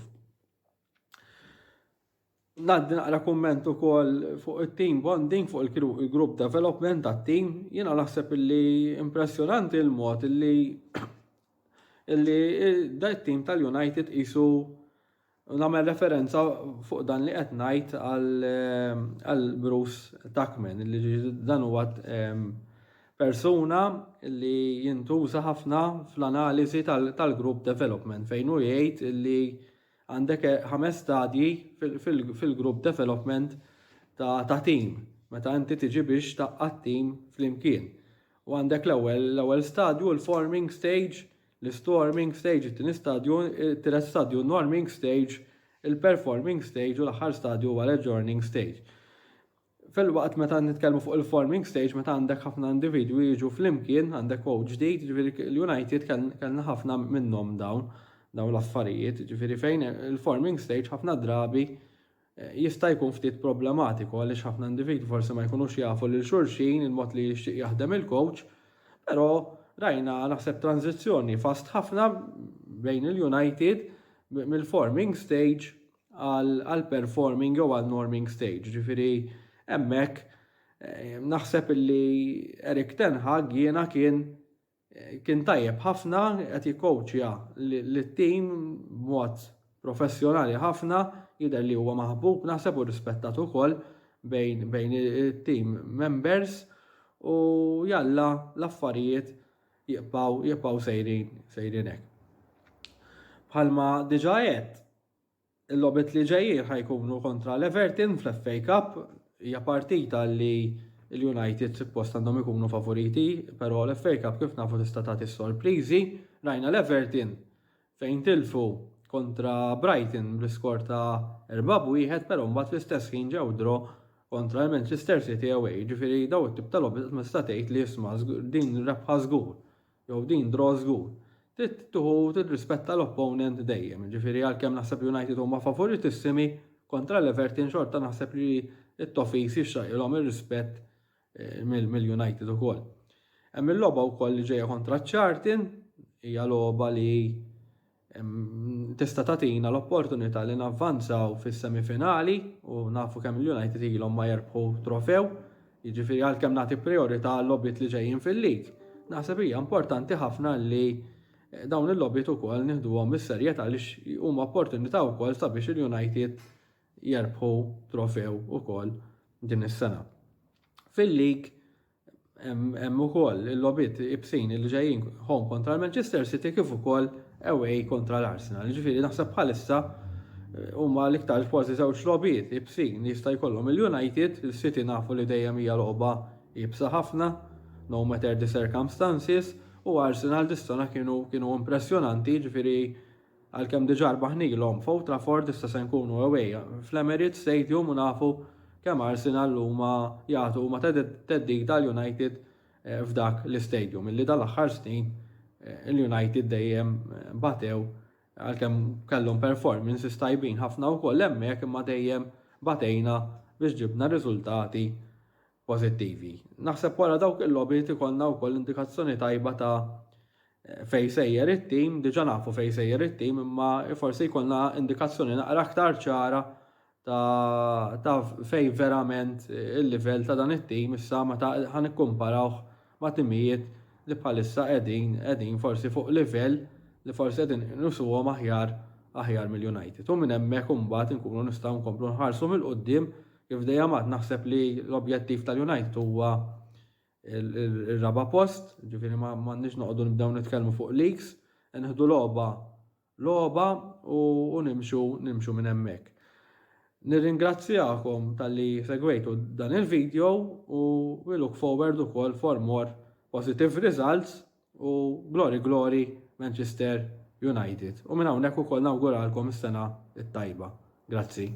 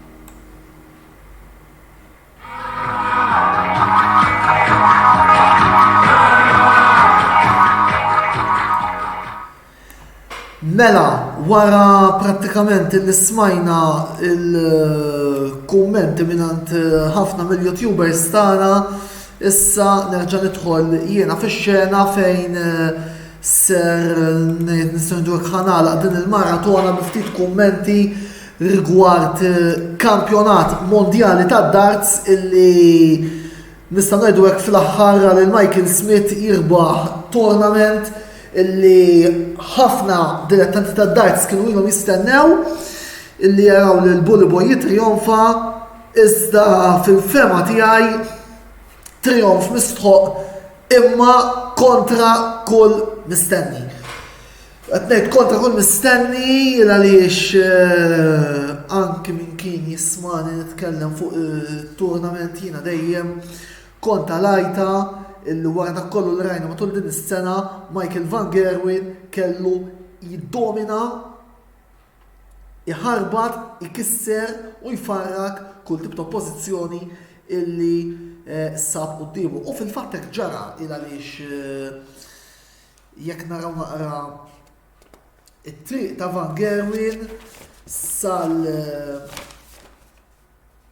appuntu sakemm konsulta l-karti tiegħi wasalna għal-finali prattikament ma niftakarx li tilef xi set. Jiena għaliex ma' Louis Williams Van Gerwen rebaħ 3-0. Suljovic taħ naqra hard time fil-tielet round. Van Duvenboide inkines, Chris Doby inkines, iżda mbagħad fil-finali sab il-Michael Smith illi kien naxieda ta' waħda mill-iktar finali epiċi fl-istorja tal-kampjonati mondjali tad-darts reċenti. Biss qabel ma tkun fuq il-finali ukoll nixtieq nagħtikom naqra ħarsa lejn il-mixja ta' Bully Boy illi nistgħu ngħidu li bdiet brebħa komda kontra Nathan Rafferty fit-tieni round 3-0 u mbagħad fit-tielet round sab il-Martin Schindler illi dart waħda kienet id-differenza bejn l-Ingliż u l-Ġermaniż. Schindler tilfa fl-aħħar u Bully Boy qallu grazzi.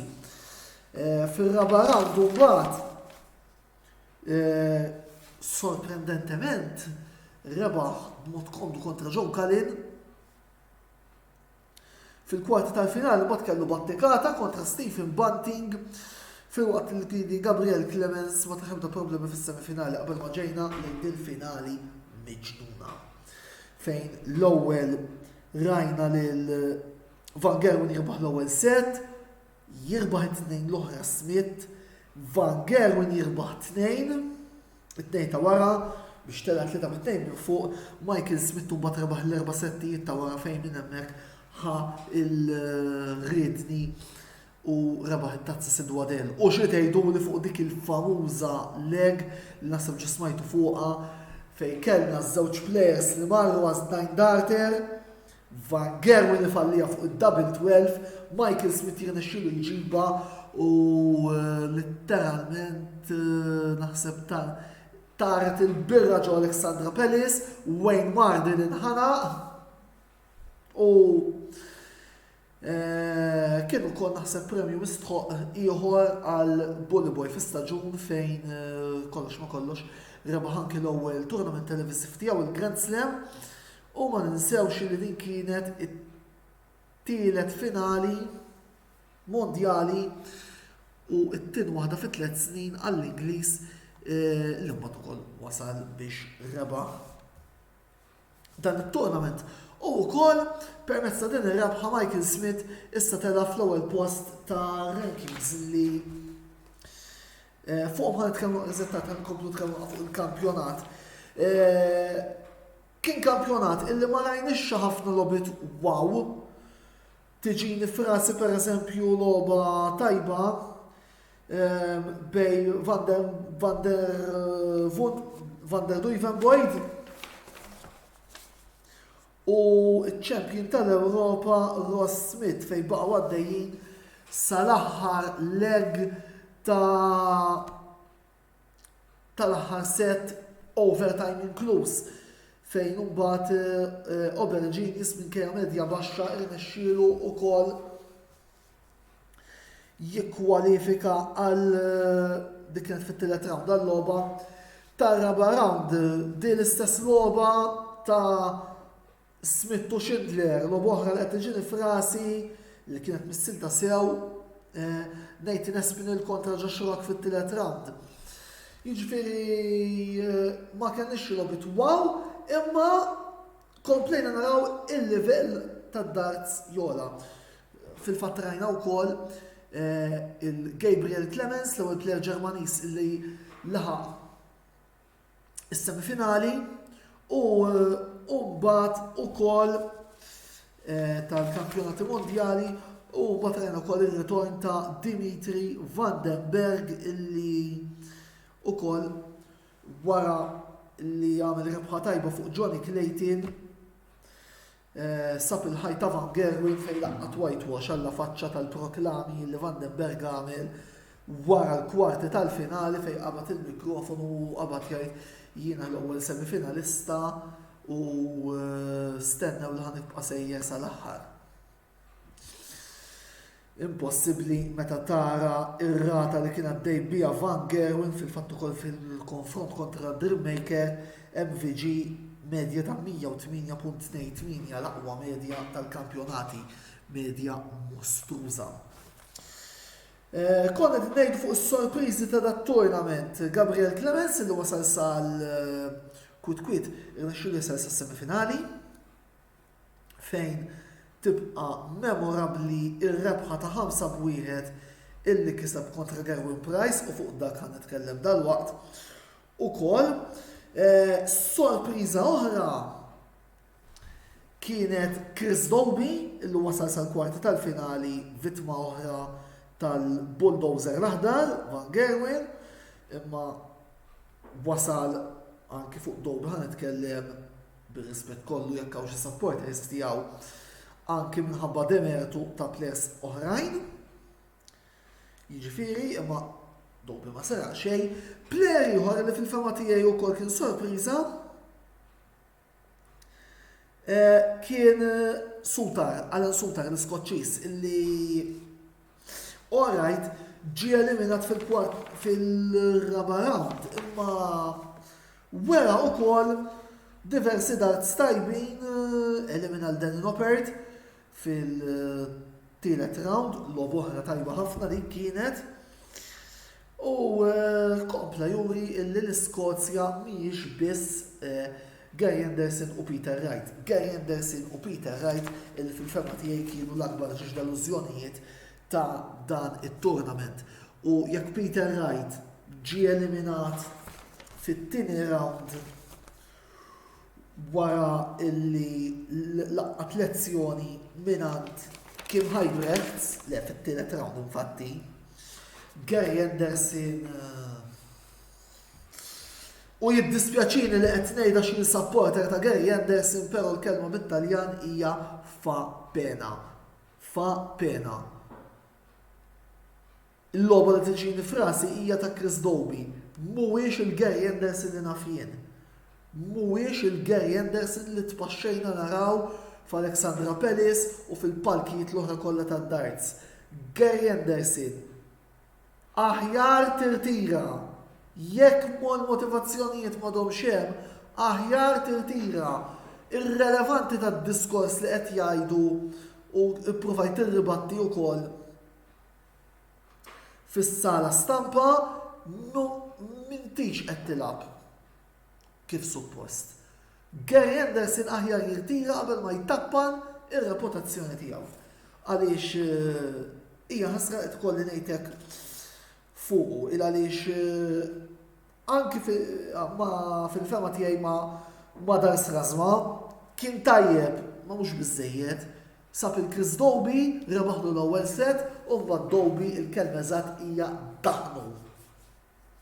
Minna rebda ifs when sent butts. Delużjoni oħra ikolli nistqar li kien Rob Cross illi forsi kien jinqala ma' Van Gerwen fil-kwarti tal-finali. Kellu rebħit tajba ma' Scott Williams u ma' Mervyn King, imma anki hawnhekk ma' Chris Doby id-diżappunta meta ġejna s-sijunno Cross ma bedex jitfa' darts li suppost kellu jitfa'. Għaldaqstant, Doby ma saraq xejn, għax imbagħad irridu ngħidu kollox.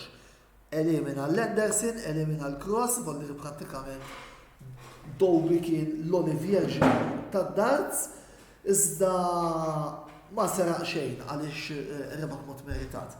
Gary Anderson ma derx, Rob Cross meta ġejna s-sijunno ma derx. L-ironija tax-xorti hija illi Cross baqa' is-sitta fil-rankings. U mbagħad mhux se nsejjaħilha delużjoni, imma se nsejħilha kontroversja. U hawnhekk ser nitkellmu fuq is-Sur Gerwin Price illi jrid b'xi mod għax tgħid li ċertu kliem ma tgħidux. Imma ma tistax ma tgħidux. Jiġi Fil-orajt kellu lobit tajbin sakemm kien qed jilgħab. Fil-fatt jibqajt sorpriż il-mod eċċellenti li bih rebaħ kontra Raymond van Barneveld fit-tielet round wara li Barney ta' logħba tajba Ryan Michael fit-tieni round imma li tiġini fil-kwarti tal-finali. U biex tipprova trażżan in-nies tiġini b'dawk il-par headphones isek xi DJ. Inti tilab id-darts ġo Alexander Pellis qiegħed, mhux tagħmilha tad-DJ ġo nofs il-bajjiet Tibiza, Price. U mbagħad għalfejn in-nies jibbujawlu. Jiena kif anke fuq forums tad-darts, kull ibbujar, qatt ta' bbujar illi jaqla Gerwin Price qed jaqilgħu għax ħaqqa. Għax qed iġiba bidu. U mbagħad ovvjament tilef il-kontroll kontra Gabriel Clemens fil-kwarti tal-finali fejn saħansitra l-ewwel rebaħ l-ewwel legumbat ġera bih u mbagħad żarma minn Instagram u qed jgħid qed nikkunsidra li nirtira mill-logħba. Jekk moħħok m'għadux hemm titmur tilab ir-rugby, mur ilab ir-rugby, pjaċir lilna qed tagħmel għaliex qed tagħmel biex tkun the Tom villain. Illi hija ħasra x'wara kollox, Price huwa plejer illi meta jrid kapaċi jkun tajjeb, iva issa tilef ħafna flus u qarraba fir-rankings, imma għandu attitudni illi ma tixraqx il-plejers tad-darts, ma jġibx rispett in-nies u ma jġibx rispett il-partitarji u mbagħad għalfejn jibbujawlu. Natu ħarsa lejn il-rankings issa wara l-kampjonat mondjali tad-darts. Mela Michael Smith tela fl-ewwel post, Peter Wright tela t-tieni, Van Gerwen it-tielet, Price ir-raba'. Prattikament dawn Smith u Price partu l-postijiet minn bidu tat-turnament. Luke Humphries u Rob Cross u Johnny Clayton baqgħu fejn kienu 5, 6 u 7. Għalkemm jidhirli illi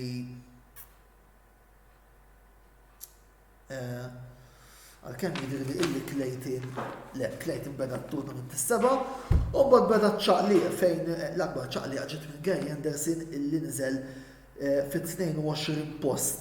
Gary nerġa' ngħidlek m'intix moħħok hemm żarma.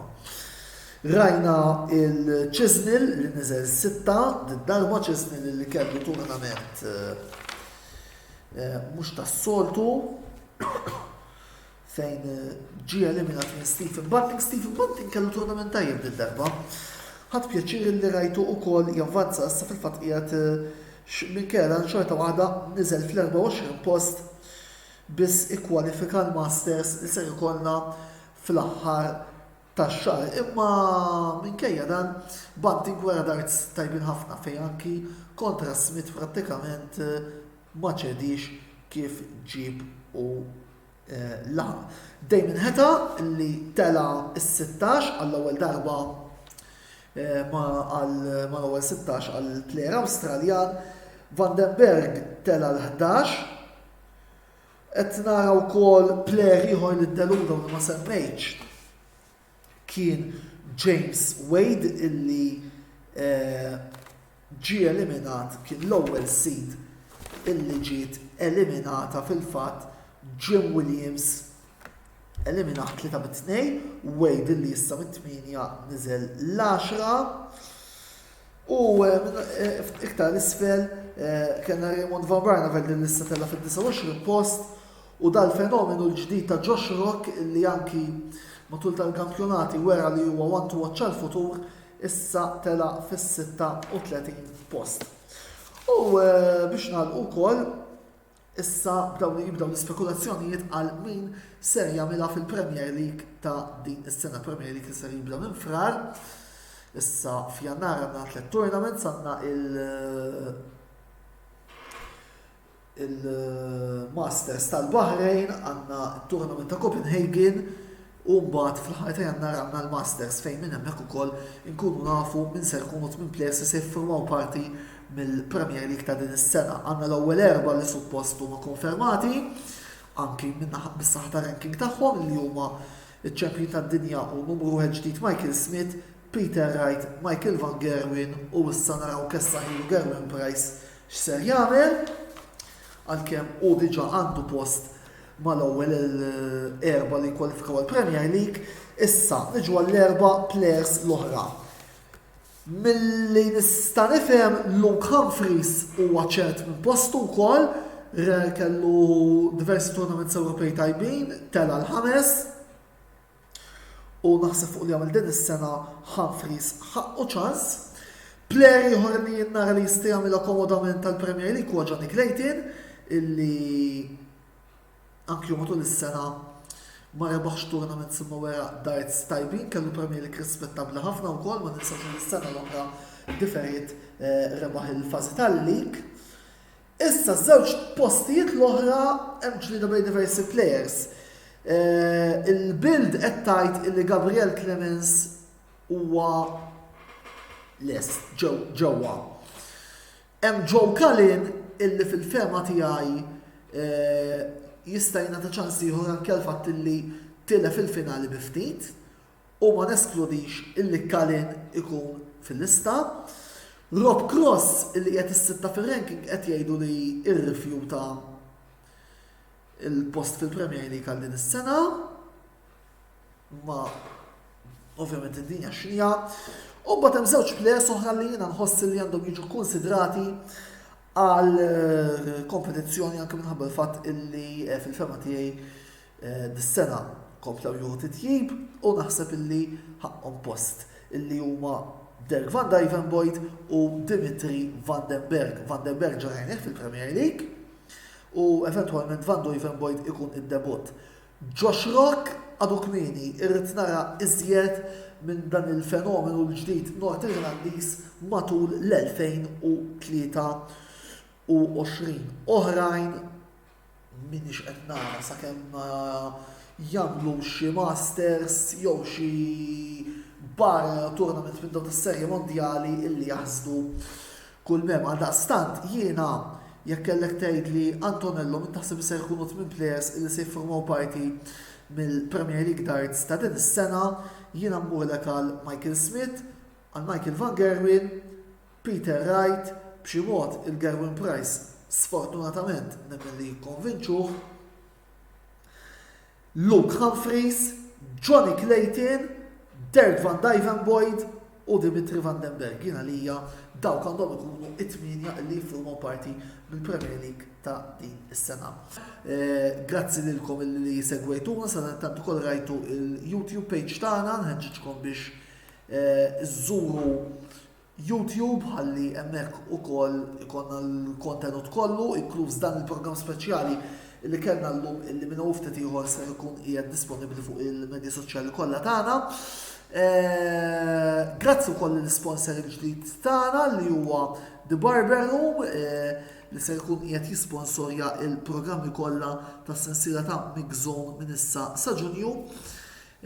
Pratikament għamel trasferiment mill-programm l-ħori tagħna botta u risposta illi se jirritorna nhar il-ħames li ġej fejn se niddiskutu żgur Napoli, Juventus u forsi l-oħra mill-futbol Ingliż.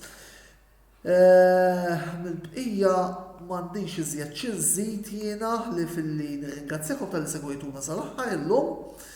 Kien programm naqra twil ovvjament kellna nirkupru xi logħbiet tal-miliet, eċċetera. Sakemm nerġgħu niltaqgħu nhar is-sibt fil-11:15 għal programm ieħor mis-sensiela Mix Zone fejn se nitkellmu fuq Manchester United, Everton u Monza Inter. Jien Antonello Bello ma tfadalli xejn ngħidilkom li grazzi tal-lejla bqajtu segwuna sal-aħħar għal dawn is-satejn illi kellna il-lejl tajjeb u ħudu ħsieb.